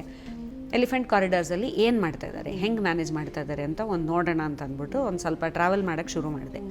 ಸೊ ಬೇರೆ ಫಾರ್ಮರ್ ಗ್ರೂಪ್ಸು, ಬೇರೆ ಫಾರ್ಮರ್ಸ್ ಜೊತೆಗೆ ನೆಟ್ವರ್ಕ್ ಮಾಡಿದಾಗ ನನಗೆ the exposure was it was very unique. So ಆವಾಗ ಅಗ್ರಿಕಲ್ಚರಲ್ ನಮ್ಮಲ್ಲಿರೋ ಡೈವರ್ಸಿಟಿ, ನಮ್ಮಲ್ಲಿರೋ ಎನ್ವಿರಾನ್ಮೆಂಟಲ್ ಡೈವರ್ಸಿಟಿ, ಮತ್ತು ಸೇಮ್ ಇಲ್ಲಿರೋ ಆನೆ ಪ್ಯಾಟರ್ನು ಅಲ್ಲಿರೋ ಆನೆ ಪ್ಯಾಟರ್ನೇ ಬಿಹೇವಿಯರ್ಸ್ ಡಿಫ್ರೆಂಟ್ ಇರೋದು. ಯಾವ ಥರ ಅಂತ ಒಂಚೂರು ವಿವರವಾಗಿ ಹೇಳ್ಬೋದಾ? ಲೈಕ್ ಎಲ್ಲೆಲ್ಲಿ ಹೋಗಿದ್ರಿ ನೀವು ಅದನ್ನು ಸ್ಟಡಿ ಮಾಡೋಕ್ಕೆ? ಈಗ ಅಸ್ಸಾಮಲ್ಲಿ ಸೇಮ್ ಎಲಿಫೆಂಟ್ ಕಾರಿಡಾರ್ಸಲ್ಲಿ ನಾವು ಒಂದು ಜಬುವಾ ಡಿಸ್ಟ್ರಿಕ್ಟ್ ಅಂತ ಇದೆ. ಸೊ ಅಲ್ಲಿ ನಾನು ಒಂದಿಷ್ಟು ಫಾರ್ಮರ್ಸ್ನೆಲ್ಲ ಮೀಟ್ ಮಾಡಿದ್ದೆ. ಅವ್ರು ಏನು ಮಾಡಿದರು ಅಂತಂದರೆ ಅಲ್ಲಿ ಕಲೆಕ್ಟಿವೈಸ್ ಮಾಡ್ಕೊಂಡಿದ್ರು. ಅಂದರೆ ಇದೇ ಥರ, ಬಟ್ ಇಲ್ಲಿ ಈ ಮೇ ಬಿ ಸಿಟಿ ಇನ್ಫ್ಲೂಯೆನ್ಸು ಅಥವಾ ಆ ಸಿಲ್ಕ್ ಇನ್ಫ್ಲೂಯೆನ್ಸ್ ಬಂತಲ್ಲ, ನಮ್ಮ ರಾಮನಗರ ಸಿಲ್ಕ್ ಸಿಟಿ ಅಂತೆಲ್ಲ ಆದಾಗ ಒಂದು ಸ್ವಲ್ಪ ಸಿಲ್ಕ್ ಇನ್ಫ್ಲೂಯೆನ್ಸ್ ಬಂದಿದ್ದಕ್ಕೆ ಇಲ್ಲಿ ಒಂದು ಸೆಲ್ಫ್ ಸಫಿಷಿಯೆಂಟಿಸಿ ಕಾನ್ಸೆಪ್ಟ್ನೇ ತೆಗೆದಾಕ್ಬಿಟ್ರು.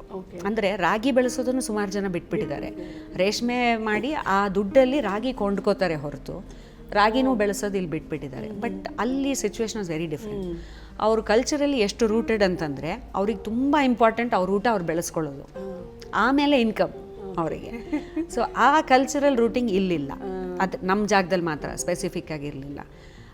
ಸೊ ಅದೊಂದು ಯುನೀಕ್ ಫೀಚರ್ ಇತ್ತು. ಸೊ ಅದರಲ್ಲಿ ಅವ್ರು ಏನು ಮಾಡೋರು ಅಂತಂದರೆ ಅವರು ಟ್ರೆಡಿಷ್ನಲ್ ರೈಸ್ ವೆರೈಟೀಸ್ ಕೆಲವರು ತಿಂದೇ ತಿಂತಾರೆ. ಅಂದರೆ ಅವರಿಗೆ ಈ ಹಬ್ಬ ಬಂದರೆ ಈ ಅಕ್ಕಿಯಲ್ಲೇ ಅಡುಗೆ ಇಂಥ ಡಿಶನ್ ಮಾಡಬೇಕು ಅನ್ನೋದಿದೆ, ಮತ್ತು ಈ 2-3 ತಿಂಗಳಲ್ಲಿ ಇಂಥ ಅಕ್ಕಿಯಲ್ಲೇ ನಾವು ಅನ್ನ ತಿಂತೀವಿ, ಅವೆಲ್ಲ ಇದೆ. ಅವ್ರ ಸೀಸ್ನಾಲಿಟಿ ಇದೂ.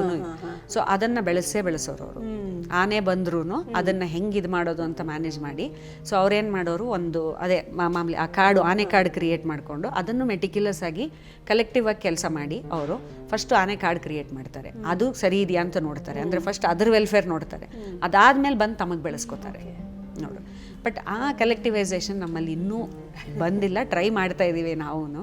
ಬಟ್ ಅದಕ್ಕೆ ಅಲ್ಲಿ ಗೌರ್ಮೆಂಟ್ ಸಪೋರ್ಟೂ ಇದೆ, ಕೆಲವು ಅದು ಇದೆ. ಯಾಕಂದರೆ ಆ ಲ್ಯಾಂಡ್ಸನ್ನು ಈಗ ಐಡೆಂಟಿಫೈ ಮಾಡಿ ಅದನ್ನು ಗ್ರಾಸ್ ಲ್ಯಾಂಡ್ಸನ್ನು ಅಥವಾ ನಾವು ಈ ಗೋಮಾಳ ಅಂತ ಏನಂತೀವಿ ಅಥವಾ ಕಾಮನ್ ಲ್ಯಾಂಡ್ಸ್ ಅಂತ ಅಂತೀವಲ್ಲ, ಅದನ್ನು ಯೂಸ್ ಮಾಡೋಕ್ಕೆ ಬಿಡೋದಿದೆಯಲ್ಲ ಅಲ್ಲಿರೋರಿಗೆ. ಅಂದರೆ ಕಾಮನ್ ಲ್ಯಾಂಡ್ ಓನರ್ಶಿಪ್ ಕೊಡೋದು ಅದು ಒಂದು ಸ್ವಲ್ಪ ಇಟ್ಸ್ ಸ್ಟೇಟ್ ಗೌರ್ಮೆಂಟ್ ಇದು. ಆ್ಯಂಡ್ ಒಂದೊಂದು ಗೌರ್ಮೆಂಟ್ ಒಂದೊಂದು ಥರ, ಒಂದೊಂದು ಜಾಗದಲ್ಲಿ ಒಂದೊಂದು ಥರ ಇದೆ ಅಲ್ಲಿ. ಆ್ಯಂಡ್ ವಾಳ್ಪಾರೆ ಅಂತ ತಮಿಳ್ನಾಡಲ್ಲಿ ಅಲ್ಲಿ ಇನ್ನೊಂದು ಯುನೀಕ್ ಸಿಚುವೇಶನ್. ಬಾಳೆನೇ ಬೆಳೆಸ್ತಾರೆ. ನಮ್ಮಲ್ಲಿ ಬಾಳೆ ಒಂದು ಗಿಡ ಹಾಕಿದ್ರು ನೆಕ್ಸ್ಟ್ ಡೇ ತಿಂದ್ಬಿಟ್ಟು ಹೋಗಿರ್ತವೆ ಆನೆ. ಬಟ್ ಅಲ್ಲಿ ಬಾಳೆ ಎಲ್ಲರೂ ಸೇರ್ಕೊಂಡು ಬೆಳೆಸ್ತಾರೆ, ಯಾಕಂದರೆ ಆ ಜಾಗದಲ್ಲಿ ಒಂದು ಯುನೀಕ್ ಬಾಳೆ ಇದೆ. ಸೊ ಅವ್ರು ಕಲೆಕ್ಟಿವ್ ಆಗಿ ಬೆಳೆಸ್ತಾರೆ ಅದನ್ನು. ಥಿಂಕ್ ಆ ಫಾರ್ಮಿಂಗಲ್ಲಿ ಇಲ್ಲದೇ ಇದ್ರೂ ರೈಟ್ ಫ್ರಮ್ ಗ್ರೋಯಿಂಗಿಂದ ಹಿಡಿದು ಮಾರಾಟದ ತನಕ ಕಲೆಕ್ಟಿವ್ ಆಗಿ ಮಾಡಿದ್ರೆ ಡೆಫಿನೆಟ್ಲಿ ಬೆನಿಫಿಟ್ ಇದೆ. ಬಟ್ ಆ ಕಲೆಕ್ಟಿವೈಸೇಷನನ್ನು ಇನ್ನೂ ನನಗೂ ಅರ್ಥ ಆಗಿಲ್ಲ. ರೈತರು ಸೊಸೈಟಿ ಅದಾಗೆ ಮಾಡಬೇಕಾ ಅಥವಾ ನಾವು ಗೌರ್ಮೆಂಟಿಂದ ಅದನ್ನು ಎಕ್ಸ್ಪೆಕ್ಟ್ ಮಾಡಬೇಕಾ? ಅಥವಾ ಮಾತು ಹೇಳಿದ್ರಿ ತುಂಬ ಚೆನ್ನಾಗಿರ್ತದೆ ಆ್ಯಕ್ಚುಲಿ. ಫಸ್ಟ್ ಅವ್ರ ಹೊಟ್ಟೆ ನೋಡ್ಕೋತಾರೆ, ಆಮೇಲೆ ಮಾರ್ತಾರೆ ಅಂತ. ಅದು ಬಹುಶಃ ಬಂದರೆ ಇಲ್ಲಿ ಬಹುಶಃ ನಮ್ಮಲ್ಲೂ ಕೂಡ ಖಂಡಿತ ಮೈಂಡ್ ಸೆಟ್ ಚೇಂಜ್ ಆಗುತ್ತೆ ಆವಾಗ ಆಟೋಮ್ಯಾಟಿಕ್ಲಿ ನಾನು ಕೇಳಿದ್ರೆ ಕೆಮಿಕಲ್ ಫಾರ್ಮಿಂಗು ಕಮ್ಮಿ ಆಗೋ ಚಾನ್ಸಸ್ ಇದೆ. ಯಾಕಂದ್ರೆ ನಾವು ಹಾಕ್ತಾ ಇದ್ರೆ ಗೊತ್ತಾಗುತ್ತೆ ನಮಗೆ ಅದನ್ನು ಕನ್ಸ್ಯೂಮ್ ಮಾಡೋಕ್ಕಾಗಲ್ಲ ಅಂತ. ಕರೆಕ್ಟ್. ನಾನು ಹೇಳ್ತಾ ಇದ್ರಿ ಅನ್ಇಂಟೆನ್ಷನಲಿ ನಾನು ಅಲ್ಲಿ ನಮ್ಮ ಮಹಿಳೆಯರಿಗೆ ಒಂದು ಹೆಲ್ಪ್ ಮಾಡಿದ್ರಿ. ಯಾವ ಥರ ಅವ್ರು ಆಮೇಲೆ ನಿಮ್ಮ ಜೊತೆ ಇನ್ವಾಲ್ವ್ ಆದರು? ಅದು ಬ್ಯಾಕ್ ಒಳಗೆ ಈಗಲೂ ಮಾಡ್ತಾ ಇದ್ದಾರೆ. ಇವಾಗ ಅವರಿಗೆ ಒಂದು ಪ್ರೈಮರಿ ಪ್ರೊಸೆಸಿಂಗ್ ಫೆಸಿಲಿಟೀಸ್ ಒಂದಿಷ್ಟು ಮಾಡಿಕೊಟ್ಟಿದ್ದೀವಿ. ಸೊ ನಮ್ಮಲ್ಲಿ ನಾವೇನು ಮಾಡಿದ್ವಿ, ಇವಾಗ ನಾನು ಟ್ರಾವೆಲ್ ಮಾಡೋಕ್ಕೆ ಶುರು ಮಾಡಿದ್ಮೇಲೆ ಬೇರೆ ರೈತರು, ಬೇರೆ ಸಣ್ಣ ಸಣ್ಣ ಗ್ರೂಪ್ಸು ಮತ್ತು ಅವ್ರಿಗೆ ಮಾರ್ಕೆಟ್ ಆಕ್ಸೆಸ್ ಇಲ್ಲದೆ ಇರೋದು ಇಂಥ ಸಿಕ್ಕಾಪಟ್ಟೆ ಇದು ಬಂದಾಗ ಓಕೆ ಒಂದು ನೋಡೋಣ ಬ್ಯಾಂಗ್ಳೂರಲ್ಲಿ ಮಾರ್ಕೆಟ್ ಏನಾದರೂ ಡೈರೆಕ್ಟ್ ಮಾರ್ಕೆಟ್ ಅಂದರೆ ಈಗ ರೈತರಿಂದ ಬರ್ತಾ ಇದೆ ಇದು ಅಂತ ಇಲ್ಲಿ ಡೈರೆಕ್ಟ್ ಮಾರ್ಕೆಟ್ ಒಂದು ಎಸ್ಟಾಬ್ಲಿಷ್ ಮಾಡಿ ನೋಡೋಣ ಅಂತ ಒಂದು 6 years ಬ್ಯಾಕು. ಸೊ ಇಲ್ಲಿ ನನಗೆ ಇನಿಷಿಯಲಿ ಈಸಿ ಆಯಿತು, ಯಾಕಂದ್ರೆ ಫ್ರೆಂಡ್ಸ್ ಇದ್ದರು, ಎಲ್ಲರೂ ಓಕೆ ನೀನು ಮಾಡು ನಾವು ತೊಗೋತೀವಿ ಅಂತ ಶುರು ಮಾಡಿದ್ದಾಯಿತು. ಸೊ ಬರೀ ಫ್ರೆಂಡ್ಸು ಫ್ಯಾಮಿಲಿಗೆ ಒಂದಿಷ್ಟು ಅದನ್ನೇ ಸೇರಿಸಿ ಒಂದು 50 ಜನ ಆದರು. ಸರಿ 50 ಜನ ಅಟ್ಲೀಸ್ಟ್ ಕಲೆಕ್ಟಿವ್ ಆಗಿ ನಮ್ಮ ಮನೆಗೆ ಬೇಕಾಗಿರೋದಿಲ್ಲ. ಯಾಕಂದರೆ ಇಲ್ಲಿ ಬೇರೆ ಮಲ್ಟಿ ಕಲ್ಚರಲ್ ಅಲ್ಲ. ಇವಾಗ ನಾನು ಬ್ಯಾಂಗ್ಳೂರಲ್ಲಿ ಯಾರನ್ನೂ ಬರೀ ರಾಗಿ ತೊಗರಿಬೇಳೆ ತಿನ್ನಿ ಅಂತ ಹೇಳೋಕ್ಕಾಗಲ್ಲ. ಸೊ ಗೋಧಿ ಬೇಕಾಗಿತ್ತು, ಬಾಸ್ಮತಿ ಬೇಕು, ಮತ್ತು ಬೇರೆ ಬೇರೆ ಬೇಕು ಅಂದರೆ ಅದನ್ನೆಲ್ಲ ಬೇರೆ ಕಡೆಯಿಂದ ತರಲೇಬೇಕಾಯಿತು. ಸರಿ ಅದನ್ನು ಅಟ್ಲೀಸ್ಟ್ ಒಟ್ಟಿಗೆ ಕಲೆಕ್ಟಿವ್ ಆಗಿ ತರೋಣ ಅಂತ ಅಂದ್ಬಿಟ್ಟು ಒಂದು 6 years ಆಯಿತು. ಆವಾಗ ಸ್ಟಾರ್ಟ್ ಮಾಡಿದ್ವಿ. ಮತ್ತು ಆಮೇಲೆ ಅಂದ್ಕೊಂಡ್ವಿ ಓಕೆ ನಮ್ಮ ವಿಲೇಜಲ್ಲಿ ಇವಾಗ ಲೇಡೀಸ್ ಹೆಂಗಿದ್ರು ಒಂದು ಸ್ವಲ್ಪ ಸ್ಕಿಲ್ ವೈಸ್ ಒಂದು ಸ್ವಲ್ಪ ಲೋ ಅವರು. ಸೊ ಅವರಿಗೆ ಪ್ರೈಮರಿ ಪ್ರೊಸೆಸಿಂಗ್ ಅಥವಾ ಕ್ಲೀನಿಂಗು ಮೇಂಟೆನೆನ್ಸ್ ಬಿಟ್ಟರೆ ಇನ್ನು ಬೇರೆದು ಒಂದು ಸ್ವಲ್ಪ ಕಷ್ಟ ಇತ್ತು, ಸ್ಕಿಲ್ ಬಿಲ್ಡಿಂಗ್ ಕಷ್ಟ ಇತ್ತು. ಸರಿ ಓಕೆ ಪ್ರೈಮರಿ ಪ್ರೊಸೆಸಿಂಗ್ ಬೇಳೆಗಳು ಮಾಡೋದು. ಇವಾಗ ಬೇಳೆಗಳು ಮಿಲ್ಗೆ ಹಾಕಿದ್ರೆ ಪಾಲಿಶ್ ಆಗಿ ಬರುತ್ತೆ, ಹೀಟ್ ಜನ್ರೇಷನಿಂದ ನ್ಯೂಟ್ರಿಷನ್ ಕಮ್ಮಿ ಆಗುತ್ತೆ. ಸೊ ಇವ್ರು ಒಂದು ಸ್ವಲ್ಪ ಸ್ಲೋವರ್ ಪ್ರೋಸೆಸ್ಸು, ಸಣ್ಣ ಮೆಕ್ಯಾನಿಕಲ್ ಡಿವೈಸಸ್ ಯೂಸ್ ಮಾಡಿ ನಮ್ಮ ಕಲ್ತರದ್ದೇ ಟ್ರೆಡಿಷ್ನಲ್ ಇದು ಅದರಲ್ಲಿ ಸ್ಲೈಟಾಗಿ ಮೆಕ್ಯಾನೈಸ್ ಮಾಡಿ ಅದನ್ನು ಯೂಸ್ ಮಾಡಿ ಮಾಡೋವಂಥ ವ್ಯವಸ್ಥೆ ಮಾಡೋಣ ಅಂತ ಮಾಡಿದ್ವಿ. ಇಲ್ಲ ಕೈಯಲ್ಲೇ ಕುಟ್ತಾರೆ ಕೆಲವು. ಸೊ ಸ್ಲೋ ಆಗಿ ನಿಧಾನಕ್ಕೆ ಮಾಡ್ತಾರೆ, ಅಥವಾ ಕೈಯೆಲ್ಲ ಕಲ್ಲುಗಳನ್ನು ಇದು ಮಾಡಿ ಮಾಡ್ತಾರೆ. ಅಂದರೆ ಕ್ವಾಂಟಿಟೀಸ್ ಜಾಸ್ತಿ ಆಗಲ್ಲ ನಮ್ಮಲ್ಲಿ, ಬಟ್ ಒಂದು ಒಳ್ಳೆ ಪ್ರೊಸೆಸಿಂಗು, ಅದರಲ್ಲಿ ನ್ಯೂಟ್ರಿಷನ್ ಲಾಸ್ ಕಮ್ಮಿ ಇರುತ್ತೆ ಹಂಗೆ. ಸೊ ಅದನ್ನು ಮಾಡ್ಕೊಂಡು ಹೋದ್ವಿ ನಾವು. ಅದು ನಿಧಾನಕ್ಕೆ ಬೆಳೀತು ಆ ನೆಟ್ವರ್ಕು. ದೆನ್ ಆಮೇಲೆ ಅದು ಹಾಗೆ ಒಂದು ಸ್ಟೋರ್ ಅಂತ ಆಗೋಯಿತು. ಸೊ ಜನ ಅದನ್ನು ಒಂದು ಅಂಗಡಿ ಅಂತ ಕನ್ಸಿಡರ್ ಮಾಡೋಕ್ಕೆ ಶುರು ಮಾಡಿದ್ರು. ಅದು ಹಂಗೆ ಯಾವುದೂ ಪ್ಲ್ಯಾನ್ಡ್ ಗ್ರೋತ್ ಅಲ್ಲ. ಸರಿ ಆಮೇಲೆ ಏನು ಅಂದ್ಕೊಂಡ್ವಿ, ಹೆಂಗಿದ್ರು ಈಗ ಅರ್ಬನ್ ಪುವರ್ ಇದ್ದಾರಲ್ಲ ಅವರು whoever is ready to run ಆ ಥರದ್ದು ಸ್ಟೋರ್ಸನ್ನು, ಅಂದರೆ ಅವ್ರು ಪೂರ್ತಿ ಜವಾಬ್ದಾರಿ ತೊಗೊಂಡು ಅವ್ರು ಮಾಡಲಿ ಅಂತ ಮಲ್ಲೇಶ್ವರಮಲ್ಲಿ ಮಂಜುಳಾ ಅಂತ ಒಬ್ಬರು ನಡೆಸ್ತಾಯಿದ್ರು. ಅವ್ರು ಮನೆ ಕೆಲಸ ಮಾಡ್ತಾ ಇದ್ದವರು. She was very smart. ಸರಿ ನಾನು ನೋಡ್ಕೋತೀನಿ ಅಂತ ಅಂದ್ಬಿಟ್ಟು ಒಂದು ಅರ್ಧ ದಿನಕ್ಕೆ ಅಂಗಡಿ ಥರ ಅದನ್ನು ಓಪನ್ ಮಾಡಿ ಇಟ್ಕೊಂಡು ಅವ್ರಿರೋ ಟೈಮಲ್ಲಿ ಜನಗಳು ಬಂದು ಅಲ್ಲಿ ತೊಗೊಂಡು ಹೋಗ್ಬೋದು. ಅದಲ್ಲದೆ ಎನಿವೇ ಪ್ರೀ ಬುಕ್ ಮಾಡೋರಿದ್ರು, ಅವರಿಗೆಲ್ಲ ಎತ್ತಿಟ್ಬಿಡೋರು. ಸೊ ಅಂಡ್ ಮಂತ್ಲಿ ಒನ್ಸ್ ಫಾರ್ಮರ್ಸ್ಗೆಲ್ಲ ಕಳಿಸೋರು ನಮ್ಗೆ ಏನೇನು ಬೇಕೋ ಅವೆಲ್ಲ ಆ ಥರ ಮಾಡ್ತಾಯಿದ್ವಿ.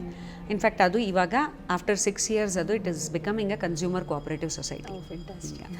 ಸೊ ಅದು ಟೈಮ್ ತೊಗೊಂಡು ಬಟ್ ಸ್ಲೋಲಿ ಅವೇರ್ನೆಸ್ ಒಂದು ಅದು ಬೈ ವರ್ಡ್ ಆಫ್ ಮೌತ್ ಅಷ್ಟೇ. ನಮಗೆ ಬೇರೆ ನಾನು ಇಲ್ಲಿ ಜಾಸ್ತಿ ಟೈಮ್ ಸ್ಪೆಂಡ್ ಮಾಡೋಕ್ಕಾಗಿಲ್ಲ ಅಥವಾ ಮಾರ್ಕೆಟಿಂಗ್ ಅವೆಲ್ಲ ಏನು ಮಾಡೋಕ್ಕಾಗಿಲ್ಲ. ಸೊ ಸೋಷಿಯಲ್ ಮೀಡಿಯಾ ಈಗ ಫೇಸ್ಬುಕ್ ಆಗಲಿ ಇನ್ಸೆ ಎಷ್ಟರ ಮಟ್ಟಿಗೆ ಆಗುತ್ತೋ ಅಷ್ಟರ ಮಟ್ಟಿಗೆ ಯೂಸ್, ಅದು ಎಲ್ಲ ವಾಲಂಟಿಯರ್ ಡ್ರಿವೆನ್ ಅಲ್ಲ. ಯಾರಾದರೂ ಇದ್ದರೆ ಆಗೋದು ಕೆಲಸ, ಇಲ್ದಿದ್ರೆ ಇಲ್ಲ, ಹಂಗಾಗ್ತಾಯಿತ್ತು. But to some extent at least awareness create ಮಾಡಿದ್ದೀವಿ. ಸುಮಾರು ಎಷ್ಟು ಜನ ಇರಬಹುದು ಇವಾಗ? ಅಟ್ಲೀಸ್ಟ್ ಒಂದು 400 ಜನ 400ರಿಂದ 500 ಜನ ತನಕ ಸಬ್ಸ್ಕ್ರೈಬ್ ಮಾಡ್ಕೊಂಡಿದ್ದಾರೆ ಅಲ್ಲಿ. ಆ್ಯಂಡ್ ಬರ್ತಾ ಇರುತ್ತೆ ಎನ್ಕ್ವೈರೀಸು, ಬಟ್ ನಾವು ಒಂದು ಸ್ವಲ್ಪ ಸ್ಕೇಲ್ ಮಾಡೋದು ನಮಗೂ ಕಷ್ಟ ಇದೆ ಅಲ್ಲಿ. ಸೊ ಇವಾಗ ಅಲ್ಲಿ ಒಂದು ಟ್ರಸ್ಟ್ ಮಾಡಿ ವಿಲೇಜಲ್ಲಿ ಒಂದಿಷ್ಟು ಲ್ಯಾಂಡ್ ಅಂತೂ ಅಲೋಕೇಟ್ ಮಾಡಿದ್ದೀವಿ. ಅದಕ್ಕೆ ನಮ್ಮ ಪ್ರೈವೇಟ್ ಪ್ರಾಪರ್ಟಿಯಲ್ಲೇ 1 ಎಕರೆ.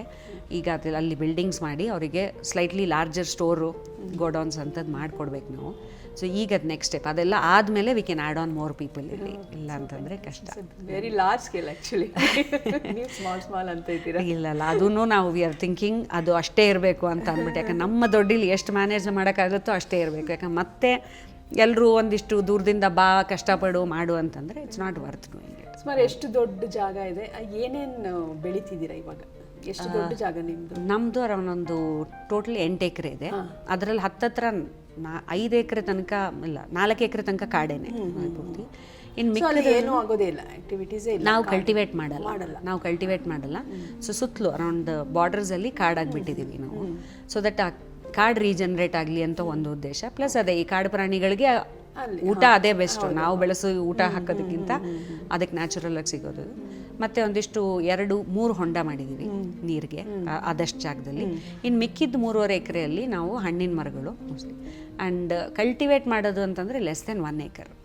ನಮಗೇನು ಬೇಕೋ ಅಷ್ಟೇ. ರಾಗಿ, ಕಡಲೆ ಬೀಜ, ಎಳ್ಳು, ತೊಗರಿಬೇಳೆ, ಉದ್ದಿನಬೇಳೆ ಇಂಥದ್ದು ಹಾಕ್ಕೋತೀವಿ. 1 ಎಕರೆ ಮ್ಯಾಕ್ಸಿಮಮ್ 1 ಎಕರೆಯಲ್ಲಿ ಹಾಕ್ಕೋತೀವಿ ಅಷ್ಟೇ. ಇನ್ನು ಮಿಕ್ಕಿದ್ದೆಲ್ಲ ಮರಗಳೇನೆ, ಎಲ್ಲ ಥರದ ಹಣ್ಣಿನ ಮರಗಳಿವೆ ನಮ್ಮಲ್ಲಿ. ಮತ್ತಷ್ಟೇ ಕಾಡು, ನೀರು. ಇವಾಗ ಇದು ಹೇಳಿದ್ರಿ ಈ ಥರ. ನಾನು ನಿಮ್ಮದು ಫೇಸ್ಬುಕ್ಕು ಇದೆಲ್ಲ ನೋಡಿದೆ. ಅಲ್ಲಿ ಪ್ಲಾಸ್ಟಿಕ್ ರಹಿತ ಒಂದು ಆಂದೋಲನವನ್ನು ನೀವು ಶುರು ಮಾಡಿದ್ದೀರಾ. ಅದ್ರ ಬಗ್ಗೆ ಒಂದಿಷ್ಟು ವಿವರಗಳನ್ನ ಹೇಳಿ. ಅದು ಈಗ ಆರ್ಗ್ಯಾನಿಕ್ ಫಾರ್ಮಿಂಗ್ ಅಂತ ಸಾವಯವ ಕೃಷಿ ಅಂತ ಮಾತಾಡಿದ್ಮೇಲೆ ಇಲ್ಲ ಅದನ್ನೆಲ್ಲ ತಂದು ನಾವು ಅದರಲ್ಲೂ ಅಕ್ಕಿ ಬೇಳೆನೆಲ್ಲ ಪ್ಲಾಸ್ಟಿಕಲ್ಲಿ ಹಾಕ್ತೀವಿ ಅಂತಂದರೆ ಅದರಷ್ಟು ಡೈಕಾಟಮಿ ನನಗೇನು. ಇನ್ಫ್ಯಾಕ್ಟ್ ಅದು ಇಂಡಸ್ಟ್ರಿ ಆಗಿದ್ದೇನೆ ನನಗೆ ದೊಡ್ಡ ಹಿಂಸೆ. ನನಗೆ ಇನ್ನೂ ಅರ್ಥ ಆಗಿಲ್ಲ. ಈಗ ಕೆಮಿಕಲ್ ಫಾರ್ಮಿಂಗ್ ಓಕೆ, ಅದು ಬಿಗಿನಿಂಗಿಂದನೂ ಸೀಡಿಂದನೂ ಹಿಡಿದು ಇಂಡಸ್ಟ್ರಿ. ಅದು ಸೀಡ್ಸೂ ಇವತ್ತು ದೊಡ್ಡ ಮೊನ್ಸಾಂಟೋ, ಬೇಯರು, ಸೀಡ್ ಕಂಪನಿಗಳು ಇಂಥವರೇ ಇಟ್ಟಿದ್ದಾರೆ. ಪೆಸ್ಟಿಸೈಡ್ ಮಾಡೋರು ಕಾರ್ಪೊರೇಟ್ಸು, ಫರ್ಟಿಲೈಸರ್ ಮಾಡೋರು ಕಾರ್ಪೊರೇಟ್ಸು. ಸೊ ಅದು ಓಕೆ, ಕಂಪ್ಲೀಟ್ಲಿ ಸೀಪ್ಡ್ ಇನ್ ಕ್ಯಾಪಿಟಲಿಸಮ್ ಅದು. ಬಟ್ ಸಾವಯವ ಅನ್ನೋದು ಇನ್ ಪ್ರಿನ್ಸಿಪಲ್ ಸೀಡ್ಸಿಂದ ಹಿಡಿದು ಒಂದು ಸಾವರ್ನಿಟಿ ಅಂತೀವಿ. ಅಂದರೆ ಇದು ಓನರ್ಶಿಪ್ ನಮ್ಮದು. ನಮ್ಮ ಊಟ, ನಮ್ಮ ಸೀಡ್ಸು, ನಮ್ಮ ಮಣ್ಣು ಅಂತ ಅಂದ್ಬಿಟ್ಟು ಎಲ್ಲ ರೈತರಿಂದ ಹಿಡಿದು ಕನ್ಸ್ಯೂಮರ್ ತನಕ ಇದು ನಮ್ಮ ರಿಸೋರ್ಸಸ್ಸನ್ನು ಕಾಪಾಡೋ ಅಂಥದ್ದು, ನಮ್ಮ ಆರೋಗ್ಯನೂ ಕಾಪಾಡೋ ಅಂಥದ್ದು ಅನ್ನೋದು ಆ ವ್ಯಾಲ್ಯೂ ಚೈನಲ್ಲಿ ಬರಲೇಬೇಕಾಗಿತ್ತು ಎಲ್ಲ ಸ್ಟೇಜಲ್ಲೂ. ಬಟ್ ಅದನ್ನು ಆ್ಯಕ್ಚುಲಾಗಿ ನಿಜ ಹೇಳಬೇಕು ಅಂತಂದರೆ ಇವತ್ತು ನೀವು ಮಾರ್ಕೆಟಲ್ಲಿ ಏನು ಸಾವಯವ ಇದು ಆರ್ಗ್ಯಾನಿಕ್ ಅಂತ ಸಿಗುತ್ತೋ ಅದರಲ್ಲಿ ಸುಮಾರು ಕಾಂಪ್ರಮೈಸ್ ಹಾಕ್ಕೊಂಡು ಬರ್ತಾಯಿದೆ. ಸೀಡ್ಸಲ್ಲೂ ಹೈಬ್ರಿಡ್ ಸೀಡ್ಸ್ ಯೂಸ್ ಮಾಡೋಕ್ಕೆ ಶುರು ಮಾಡಿದ್ದಾರೆ. ಮತ್ತು ಇನ್ಪುಟ್ಸಲ್ಲೂ ಬಯೋ ಫರ್ಟಿಲೈಸರ್ ಅಂತ ಅಂತಾರೆ. ಅಂದರೆ ಕೆಮಿಕಲ್ಸ್ ಇರಲ್ಲ, ಬಟ್ ಹೊರಗೆ ತಯಾರಾಗೋ. ಈಗ ನಮ್ಮ ತೋಟದಲ್ಲಿ ಅಲ್ಲದೆ ಇವಾಗ ನಾವೇನು ಮಾಡ್ತೀವಿ ಸಾವಯವ ಅಂತಂದರೆ ನಮಗೆ ನಮ್ಮಲ್ಲಿ ನಮ್ಮ ಮಣ್ಣು ಒಂಥರ ಸೆಲ್ಫ್ ಜನರೇಟ್ ಮಾಡ್ಕೋಬೇಕು ಎಲ್ಲನೂ ಅಲ್ಲಿ. ಮತ್ತು ನಾವು ಹಾಕಿರೋ ಗಿಡಗಳು ನಮಗಲ್ಲಿ ಏನು ಬೇಕೋ ಆ ನ್ಯೂಟ್ರಿಷನ್ ಏನು ಬೇಕೋ ಸಾಯಿಲ್ಗೆ ಅದನ್ನು ನಮ್ಮ ಗಿಡಗಳೇ ಕೊಡಬೇಕು. ಅದಕ್ಕೆ ನಾವು ಮಲ್ಟಿ ಕ್ರಾಪಿಂಗ್ ಮಾಡೋದು. ಮೋನೋಕ್ರಾಪಿಂಗ್ ಯಾಕೆ ಮಾಡಲ್ಲ ಅಂತಂದರೆ ಮಣ್ಣಿಗೆ ಬೇರೆ ಬೇರೆ ಅಂಶ ಬೇಕು. ಸೊ ಅದನ್ನು ಒಂದೊಂದು ಗಿಡ ಒಂದೊಂದು ಕೊಡುತ್ತೆ, ಅದನ್ನು ಹಾಕ್ಕೊಂಡು ಬರ್ತೀವಿ. ಬಟ್ ಈಗ ಆರ್ಗ್ಯಾನಿಕಲ್ಲಿ ಮೋನೋಕ್ರಾಪಿಂಗ್ ಮಾಡ್ತಾರೆ. ಈಗ ನೀವು ನೋಡಿದ್ರೆ ಎಕ್ಸಾಂಪಲ್ ಕೊಡಬೇಕು ಅಂದರೆ ನಾನು ಕೊಡೋ ಕ್ಲಾಸಿಕ್ ಎಕ್ಸಾಂಪಲು ಎಲ್ರಿಗೂ ಸೋನಾ ಮಸೂರಿ ಅಭ್ಯಾಸ ಆಗಿಬಿಟ್ಟಿದೆ. ಆದರೆ ಆರ್ಗ್ಯಾನಿಕ್ ಸೋನಾ ಮಸೂರಿ ಬೇಕು ಅಂತ ಕೇಳಿದಾಗ ಸೋನಾ ಮಸೂರಿ ಹೈಬ್ರಿಡ್ ವೆರೈಟಿ, ನಾಟಿ ವೆರೈಟಿ ಅಲ್ಲ. ಸೊ ಅಲ್ಲಿ ಹೋಯ್ತು, ಸೀಡ್ಸ್ ನೀವು ಕೊಂಡ್ಕೋತಾ ಇದ್ದೀವಿ ಹೊರಗಡೆಯಿಂದ. ಈಗ ಓಕೆ, ಅದು ರೀಜನ್ರೇಟ್ ಆಗ್ತಾ ಇದೆ, ಬಟ್ ಸ್ಟಿಲ್ ಸೀಡ್ಸ್ ನಮ್ಮ ಕಂಟ್ರೋಲಲ್ಲಿಲ್ಲ. ನೆಕ್ಸ್ಟು ಸೋನಾ ಮಸೂರಿನ ಮೋನೋಕ್ರಾಪ್ ಮಾಡ್ತಾರೆ. ಸಾಮಾನ್ಯ ಸೋನಾ ಮಸೂರಿ ಬೆಳೆಸೋ ಕಡೆ ಎಲ್ಲ 2 ಅಥವಾ 3 ಬೆಳೆ ಮೋನೋಕ್ರಾಪ್ ಮಾಡ್ತಾರೆ ಅದನ್ನು. ಸೊ ನಾವು ಆ ರೀಜನರೇಷನ್, ಇಕಲಾಜಿಕಲ್ ರೀಜನರೇಷನ್ ಮಾಡ್ತಾ ಇಲ್ಲ ಮೋನೋಕ್ರಾಪಿಂಗ್ ಮಾಡಿದ ತಕ್ಷಣ. ಸೊ ಹೊರಗಡೆಯಿಂದ ಬಯೋ ಫರ್ಟಿಲೈಸರ್ಸು ಅಥವಾ ನೀಮ್ ಬೇಸ್ಡೇ ಇರ್ಬೋದು, ಏನೋ ಒಂದು ಇರ್ಬೋದು, ಹೊರಗಿಂದ ತಂದು ಹಾಕ್ತೀವಿ. ಯಾಕಂದರೆ ಮಧ್ಯದಲ್ಲಿ ಒಂದು ಮರ ಕಡ್ಡಿ ಹಾಕಿದ್ರೂ ನಮ್ಗೆ ಅಷ್ಟರ ಮಟ್ಟಿಗೆ ಈಲ್ಡ್ ಹೋಗ್ಬಿಡುತ್ತೆ ಅಂತ ಅಂದ್ಬಿಟ್ಟು ಮಾಡಲ್ಲ. ಪೆಸ್ಟಿಸೈಡ್ ಹೊಡಿಯಲ್ಲ, ಸಾಮಾನ್ಯ ಆರ್ಗ್ಯಾನಿಕ್ ಇದ್ರಲ್ಲಿ ಪೆಸ್ಟಿಸೈಡ್ ಹೊಡಿಯಲ್ಲ. ಸೊ ಹಾರ್ವೆಸ್ಟ್ ಮಾಡಿದ್ಮೇಲೆ ಸೋನಾ ಮಸೂರಿ ಆ್ಯಕ್ಚುಲಾಗಿ brown variety of rice, but ನಮಗೆಲ್ಲ ಪಾಲಿಶ್ಡ್ ಅಕ್ಕಿ ವೈಟ್ ಕಲರು ಅಭ್ಯಾಸ ಆಗಿರೋದ್ರಿಂದ ಅದನ್ನು ಪಾಲಿಶು ಮಾಡ್ತಾರೆ. ಪಾಲಿಶ್ ಮಾಡಿ ಪ್ಲಾಸ್ಟಿಕಲ್ಲಿ ಪ್ಯಾಕ್ ಮಾಡಿ organic Sona Masuri, certified organic Sona Masuri rice ಅಂತ ಮಾಡ್ತೀವಿ. ನಾವು ಯಾವುದೂ ಮಾಡಲ್ಲ, ನಾವು ಸೋನಾ ಮಸೂರಿ ಬೆಳೆಸೋದೇ ಇಲ್ಲ ನಮ್ಮ ರೈತರಲ್ಲಿ. ಆ್ಯಂಡ್ ನಾವು ಇನ್ನು ಈ ಪ್ರೊಸೆಸಿಂಗಲ್ಲಿ ಪಾಲಿಶಿಂಗ್ ಎಲ್ಲ ಅಂತೂ ಅನ್ಇಮ್ಯಾಜಿನಬಲ್. ಸೊ ಆ ಇಡೀ ಪ್ರೋಸೆಸ್ ಕಂಪ್ಲೀಟ್ ಆಗಬೇಕು ಅಂತಂದರೆ ಪ್ಲಾಸ್ಟಿಕ್ ಫ್ರೀ ಇದು it was very important for us. ಅದು ಒಂದು ಕಡೆ ಆದರೆ ನೆಕ್ಸ್ಟ್ ಪ್ಲಾಸ್ಟಿಕ್ ಏನು ಮಾಡುತ್ತೆ ಎನ್ವಿರಾನ್ಮೆಂಟಲ್ ಇದು, ಅದನ್ನು ನಾವು ಅನುಭವಿಸಿದ್ದೀವಿ, ನೋಡಿದ್ದೀವಿ. ಸಿಟಿಯಲ್ಲಿರೋ ಪ್ಲಾಸ್ಟಿಕ್ ಎಲ್ಲ ನಾವೇನಾದರೂ ಅಂದ್ಕೊಂಡ್ರೆ ನಮ್ಮ ಮನೆಯಿಂದ ನಾವು ಬ್ಯಾಗಲ್ಲಿ ಈಚೆ ಹಾಕಿದ ತಕ್ಷಣ BBMPಯಲ್ಲಿ ಏನೋ ಮ್ಯಾಜಿಕ್ ಮಾಡ್ತಾ ಇದ್ದಾರೆ ಅಂತ ಖಂಡಿತ ಮಾಡ್ತಾ ಇಲ್ಲ. ಅದು ಬರ್ತಾ ಇರೋದು ಲ್ಯಾಂಡ್ ಫೀಲ್ಡ್ಸ್ಗೆ, ನಮ್ಮಂಥ ಹಳ್ಳಿಗಳಿಗೆ ಬರುತ್ತೆ. ಅಲ್ಲಿ ಬಂದ ಮೇಲೆ ಅದು ಮಾಡೋ ಡ್ಯಾಮೇಜು ಸಾಯಿಲ್ ಇಕೋಸಿಸ್ಟಮ್ಗೆ ಪ್ಲಾಸ್ಟಿಕ್ಕು ಅದು ಇರ್ರಿವರ್ಸಿಬಲ್. ಅದು ತುಂಬ ಅದು ಹೌದು, ಪ್ಲಾಸ್ಟಿಕ್ದು ತುಂಬಾ ಕಷ್ಟ ಆಗಿದೆ ಪಟ್ಟಣಕ್ಕಿಂತ ಹಳ್ಳಿಗಳಲ್ಲಿ. ತಗೊಂಡೋಗಿ ಅಲ್ಲೇ ಲ್ಯಾಂಡ್ ಫಿಲ್ಸನ್ನೆಲ್ಲ ಹೊರಗಡೆನೆ ತಂದು ಹಾಕ್ತಾರೆ. ಅದರಿಂದ ವಾಟರ್ ರಿಸೋರ್ಸಸ್ ಕಮ್ಮಿ ಆಗ್ತಾ ಇದೆ, ಅದರಿಂದ ಸಾಯಿಲ್ ಹೆಲ್ತ್ ಕಮ್ಮಿ ಆಗ್ತಾ ಇದೆ, ಸುಮಾರು ಪ್ರಾಬ್ಲಮ್ ಇದೆ ಅದು. ಅದೇ ಅದೇ ಆಮೇಲೆ ನೀವು ಇದು ವೇಸ್ಟೇಜನ್ನು ಕೂಡ ನೀವು ರೀಯೂಸ್ ಮಾಡ್ತೀರಿ ಅಂತ ನಾನು ತಿಳ್ಕೊಂಡು. ಹಾಂ, ಹೆಂಗಿದ್ರು ನಮ್ಮದು ಆರ್ಗ್ಯಾನಿಕ್ ಇದಾಗಿರೋದ್ರಿಂದ ಗೊಬ್ಬರ ಆಗೇ ಆಗುತ್ತೆ. ಸೊ ನಮ್ಮಲ್ಲಿ ಸಾಮಾನ್ಯ ಅದೇ ಇವಾಗ ನಾವು ಕನ್ಸ್ಯೂಮರ್ ಕೋಆಪರೇಟಿವ್ ಸೊಸೈಟಿ ಮಾಡಿದ ಉದ್ದೇಶ ಏನು ಅಂತಂದರೆ, ಇವತ್ತು ಲಾರ್ಜ್ ಸ್ಕೇಲ್ ಅಗ್ರಿಕಲ್ಚರ್ ಎಕನಾಮಿಕ್ಸಲ್ಲಿ ಪ್ರಾಬ್ಲಮ್ ಏನು ಅಂತಂದರೆ, ಈಗ ಮೊನ್ನೆ ರೀಸೆಂಟ್ಲಿ ಒಂದು ಸ್ಟಡಿ ಇದಾಯಿತು, ಒಂದು ವರ್ಕ್ಶಾಪ್ ಮಾಡಿದ್ವಿ ಒಂದಿಷ್ಟು ಹುಡುಗರ ಜೊತೆಗೆ. ಮಡಿವಾಳ ಮಾರ್ಕೆಟಲ್ಲಿ ನಾವು ವೇಸ್ಟೇಜ್ ಅಸೆಸ್ಮೆಂಟ್ ಮಾಡಿದಾಗ 35% ತನಕ ವೇಸ್ಟ್ ಆಗುತ್ತೆ ಮಾರ್ಕೆಟಲ್ಲಿ ಫ್ರೆಶ್ ಪ್ರೊಡ್ಯೂಸ್ ಬಂದ ಮೇಲೆ. ಆ್ಯಂಡ್ ಈ ಕಡೆ ನಾವು ಹೇಳ್ತೀವಿ ರೈತರಿಗೆ ನ್ಯಾಯ ಬೆಲೆ ಸಿಗ್ತಾ ಇಲ್ಲ, ಆ್ಯಂಡ್ ಅವ್ರಿಗೆ ಬೇಕಾಗಿರೋಷ್ಟು ಆಗ್ತಾನೆ ಇಲ್ಲ. ಎಕನಾಮಿಕ್ ಅಪ್ಲಿಫ್ಟ್ಮೆಂಟ್ ಅಂತೂ ರೈತರ ಕಮ್ಯುನಿಟಿಗೆ ಆಗ್ತಾನೆ ಇಲ್ಲ. ಬಟ್ ಇಲ್ಲಿ ಫುಡ್ ಬಂದು ಶಾರ್ಟೇಜ್ ಇದೆಯಾ, ಎಕ್ಸೆಸ್ ಇದೆಯಾ, ಇನ್ನೂ ಅದು ದೊಡ್ಡ ಕ್ವೆಶನ್ ಮಾರ್ಕ್. ಒಂದು ಕಡೆ ಪಾವರ್ಟಿ ಇದೆ, ಒಂದು ಕಡೆ ನಿಜವಾಗ್ಲೂ ಊಟ ತಲುಪ್ತಾ ಇಲ್ಲ ಜನಗಳಿಗೆ, ಇನ್ನೊಂದು ಕಡೆ ಮಾರ್ಕೆಟಲ್ಲಿ 35% ವೇಸ್ಟ್ ಆಗ್ತಾ ಇದೆ ಅಂತಂದರೆ where are we going wrong? ನಮಗೆ ಆ ಡಿಮ್ಯಾಂಡ್ ಸಪ್ಲೈ ಎಕನಾಮಿ ಅಂದರೆ ನಮ್ಮ ಕ್ಯಾಪಿಟಲಿಸ್ಟ್ ಒಂದು ಎಕನಾಮಿಕ್ ಬೇಸ್ ಇಟ್ಟಿದ್ದಾರಲ್ಲ, ಅದು ವರ್ಕ್ ಆಗುತ್ತಾ, ಫುಡ್ ವ್ಯಾಲ್ಯೂ ಚೈನಲ್ಲಿ ಆಗುತ್ತಾ ಅನ್ನೋದು it is still a question. ಅದು ಡಿಬೇಟ್ಸ್ ಮಾಡಿದಾಗ್ಲೂ answer is very difficult. So ಎಲ್ಲೋ ಒಂದು ಕಡೆ ನಾವು ನಾಗರಿಕರೇ ಇಲ್ಲಿ ತಪ್ಪು ಮಾಡ್ತಾ ಇದ್ದೀವಿ ಅನ್ಸುತ್ತಲ್ವಾ? ಎಷ್ಟು ನೀವು ತ್ಯಾಜ್ಯಗಳನ್ನು ಸಪ್ರೇಟ್ ಮಾಡಿ ಹಾಕಿ ಅಂತಂದ್ರೂ ಹಾಕ್ತಾ ಇಲ್ಲ. ಯಾಕಂದರೆ ಗೊಬ್ಬರಗಳು ಅಲ್ಲಿಂದನೇ ಉತ್ಪತ್ತಿ ಆಗತ್ತೆ ಅಂತಂದ್ರೂ ನಾವು ಯಾರೂ ಮಾಡ್ತಿಲ್ಲ ಅದನ್ನು. ಈ ಬಗ್ಗೆ ನೀವು ಖಂಡಿತವಾಗೂ ಜನಕ್ಕೆ ಒಂದು ಸಂದೇಶ ಕೊಡಲೇಬೇಕು. ಹೇಳಿ. ಇಲ್ಲ, ಇದೆ, ಆ ಸೆನ್ಸಿಟಿವಿಟಿ ಇದೆ. ನಾನು ಸುಮಾರು ಇವಾಗ ವೇಸ್ಟ್ ಸೆಗ್ರಿಗೇಷನ್ ಇದರಲ್ಲೆಲ್ಲ ನಾವು ಹೋದಾಗ ನೋಡ್ತೀವಿ, ಈಗ ಸುಮಾರು ಅವೇರ್ನೆಸ್ ಗ್ರೂಪ್ಸು ಬಂದಿದೆ. ಇನ್ಫ್ಯಾಕ್ಟ್ ಸಿಟಿಸನ್ ಡ್ರಿವನ್ ಗ್ರೂಪ್ಸ್ ಬಂದಿದೆ, ಮಾಡ್ತಾರೆ, ಸೆಗ್ರಿಗೇಟು ಮಾಡ್ತಾರೆ. ಬಟ್ ಅದೇ ಆ ಚೈನ್ ಕಂಪ್ಲೀಟ್ ಮಾಡೋದು ಇದೆಯಲ್ಲ, ಅದು ನಮಗೆ ಎಲ್ಲೋ ಗೊತ್ತಿಲ್ಲ.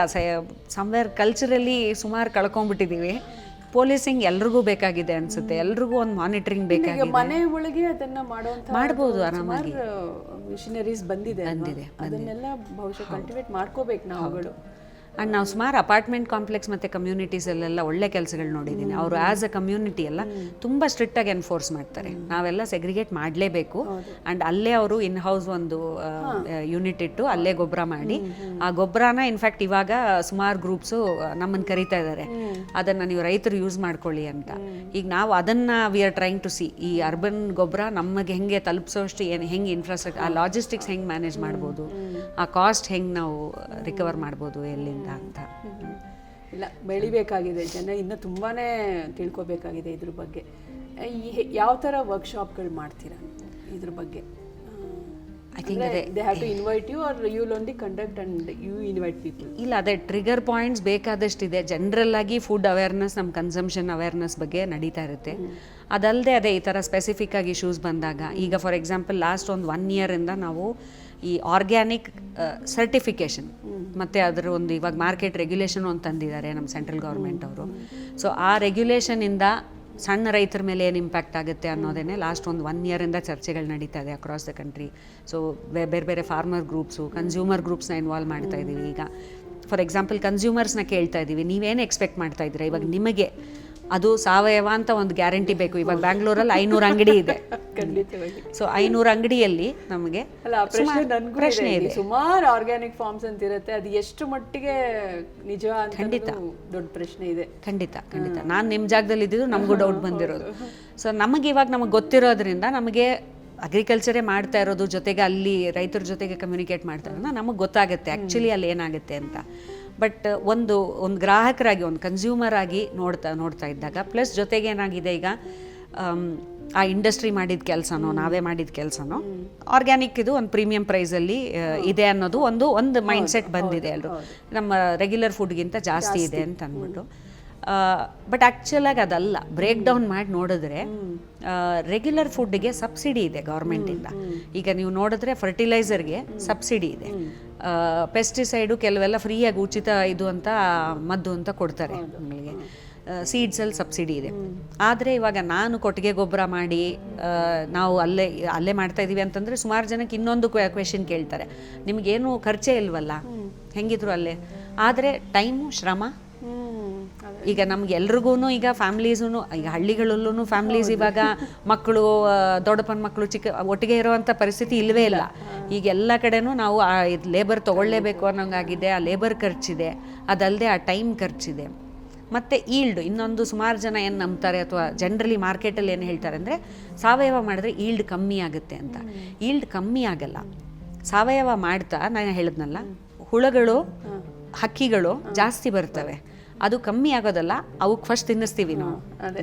ಅವು ತಿನ್ನಬೇಕು, ಯಾಕಂದ್ರೆ ನಮಗೆ ಅವು ಬೇಕು. ನಮಗೆ ಪಾಲಿನೇಷನ್ ಮಾಡೋದು ಹಕ್ಕಿಗಳು ಮತ್ತು ಇವೇನೆ ಜೇನುಹುಳ ಮತ್ತು ನಮ್ಮ ಬಟರ್ಫ್ಲೈಸೇನೆ. ಸೊ ನಾವು ಅವನ್ನ ಅವಾಯ್ಡ್ ಮಾಡಲ್ಲ, ಯಾವುದೇ ಔಷಧಿ ಹೊಡೆದೋ ಅಥವಾ ನೆಟ್ ಕಟ್ಟಿ ನಾವು ಅವಾಯ್ಡ್ ಮಾಡಲ್ಲ. ಸೊ ಅವಕ್ಕೆ ಒಂದಿಷ್ಟು ಊಟ ಕೊಟ್ಟಿರ್ತೀವಿ, ಅದ್ರ ಕಾಸ್ಟ್ ಯಾರು ಕೊಡ್ತಾರೆ ನಮಗೆ? ಅದರಿಂದನೇ ನಮ್ಮ ನ್ಯೂಟ್ರಿಷನ್ನು ಜಾಸ್ತಿ ಆಗಿ ನಮಗೆ ಒಳ್ಳೆ ಊಟ ಸಿಗ್ತಾ ಇದೆ ಅಂದರೆ ಅದರ ಆ್ಯಕ್ಟಿವಿಟಿ ಅದು ಮಾಡ್ತಾ ಇರೋದ್ರಿಂದ. ಸೊ ಆ ಕಾಸ್ಟನ್ನು ಮ್ಯಾನೇಜ್ ಮಾಡೋದಕ್ಕೆ ನಮಗೊಂದು ಸ್ವಲ್ಪ ಪ್ರೀಮಿಯಂ ಪ್ರೈಸ್ ಬೇಕಾಗುತ್ತೆ ಆರ್ಗ್ಯಾನಿಕ್ ಇದು ಮಾಡೋರಿಗೆ. ಬಟ್ ಅದನ್ನು ಒಂದು ಸ್ವಲ್ಪ ಇಂಡಸ್ಟ್ರಿ ಲೆವೆಲಲ್ಲಿ ಅಥವಾ ಒಂದು ಈಗಲೂ ಆ ಕ್ಯಾಪಿಟಲಿಸ್ಟ್ ಫಾರ್ಮಲ್ಲಿ ಪ್ಲಾಸ್ಟಿಕಲ್ಲಿ ನಿಮಗೆ ಒಂದು ಬ್ರ್ಯಾಂಡೆಡ್ ಇದ್ದಾಗ ಆ ಕಮ್ಯುನಿಕೇಷನ್ ಬರಲ್ಲ, ಅಲ್ಲಿ ಆ ಸ್ಟೋರೀಸ್ ಈಚೆಗೆ ಬರಲ್ಲ. ಅದ್ರ ಹಿಂದೆ ಏನಾಗಿದೆ, ಯಾಕೆ ಇದಕ್ಕೆ ಪ್ರೀಮಿಯಂ ಕೊಡ್ತಾ ಇದ್ದೀರಾ ಅಂತ. So many reasons. ಆ ಪ್ರೀಮಿಯಂ ಕೊಡೋದಕ್ಕೆ ಒಂದು ಆ ಸಬ್ಸಿಡಿ ಇದ್ದರೆ, ಇನ್ನೊಂದು ನಮ್ಮ ಈಲ್ಡಲ್ಲಿ ನಾವು ಲಿಟ್ರಲಿ ಶೇರ್ ಇಟ್, ಎಲ್ಲೆಲ್ಲಿ ಹೋಗಬೇಕು. ಸೊ ಅದೆರಡರಿಂದ ಇದೊಂದು ಸ್ವಲ್ಪ ಜಾಸ್ತಿ ಇರುತ್ತೆ. ಬಟ್ ಆ್ಯಕ್ಚುಲಾಗಿ ನೋಡೋಕ್ಕೆ ಹೋದರೆ ನಾವು ಒಂದು ಟರ್ಮ್ ಯೂಸ್ ಮಾಡ್ತೀವಿ, ಟ್ರೂ ಕಾಸ್ಟ್ ಅಂತ. ಟ್ರೂ ಕಾಸ್ಟ್ ನೋಡೋಕ್ಕೆ ಹೋದರೆ, ಇವತ್ತು ನೀವೇನಾದರೂ ಬೈ ಚಾನ್ಸ್ ನಿಜವಾಗ್ಲೂ ಅಕ್ಕಿಗೆ ನೀವು ರೈಟ್ ಪ್ರೈಸ್ ಕೊಡಬೇಕು ಅಂತಂದರೆ, ಯಾಕಂದರೆ ನೀರು ಬೇರೆ ಅಕ್ಕಿ ತುಂಬ ಕನ್ಸ್ಯೂಮ್ ಆಗುತ್ತೆ, ಎನಿ ರೈಸ್ ವೆರೈಟಿಗೆ ನೀವು ಮಿನಿಮಮ್ 220 ರೂಪೀಸ್ ಪರ್ kg ಕೊಡಲೇಬೇಕಾಗತ್ತೆ. ಅಷ್ಟು ನಿಜವಾದ ಕಾಸ್ಟಲ್ಲಿ ಇನ್ಕರ್ ಆಗ್ತಾ ಇದೆ. ಅದನ್ನು ಕೊಟ್ಟರೆ ನಿಮಗೆ ಫಾರ್ಮರ್, ಅದನ್ನು ಬೆಳೆಸಿರೋ ರೈತನಿಗೆ ಒಂದು ಆವ್ರೇಜ್ ಲೈಫ್ ಸ್ಟೈಲ್ ಸಿಗುತ್ತೆ. ಆದ್ರೂ ಅವರು ಕಾರ್ ತೊಗೊಳಕ್ಕಾಗಲ್ಲ, ಒಂದು ಬೈಕ್ ತೊಗೋಬೋದು. ಬಟ್ ಅದು ಟ್ರೂ ಕಾಸ್ಟ್ ಅದು. ಬಟ್ ಆ ಕಾಸ್ಟನ್ನು ನಾವು ಅವ್ರಿಗೆ ತಲುಪಿಸ್ತಾ ಇಲ್ಲ. ಯಾಕಂದರೆ ಅಲ್ಲಿ ರೈತನ ಕೈ ಬಿಟ್ಟು ಬಂದ ಮೇಲೇ ಸುಮಾರು ಪ್ರಾಬ್ಲಮ್ಸ್ ಇದೆ.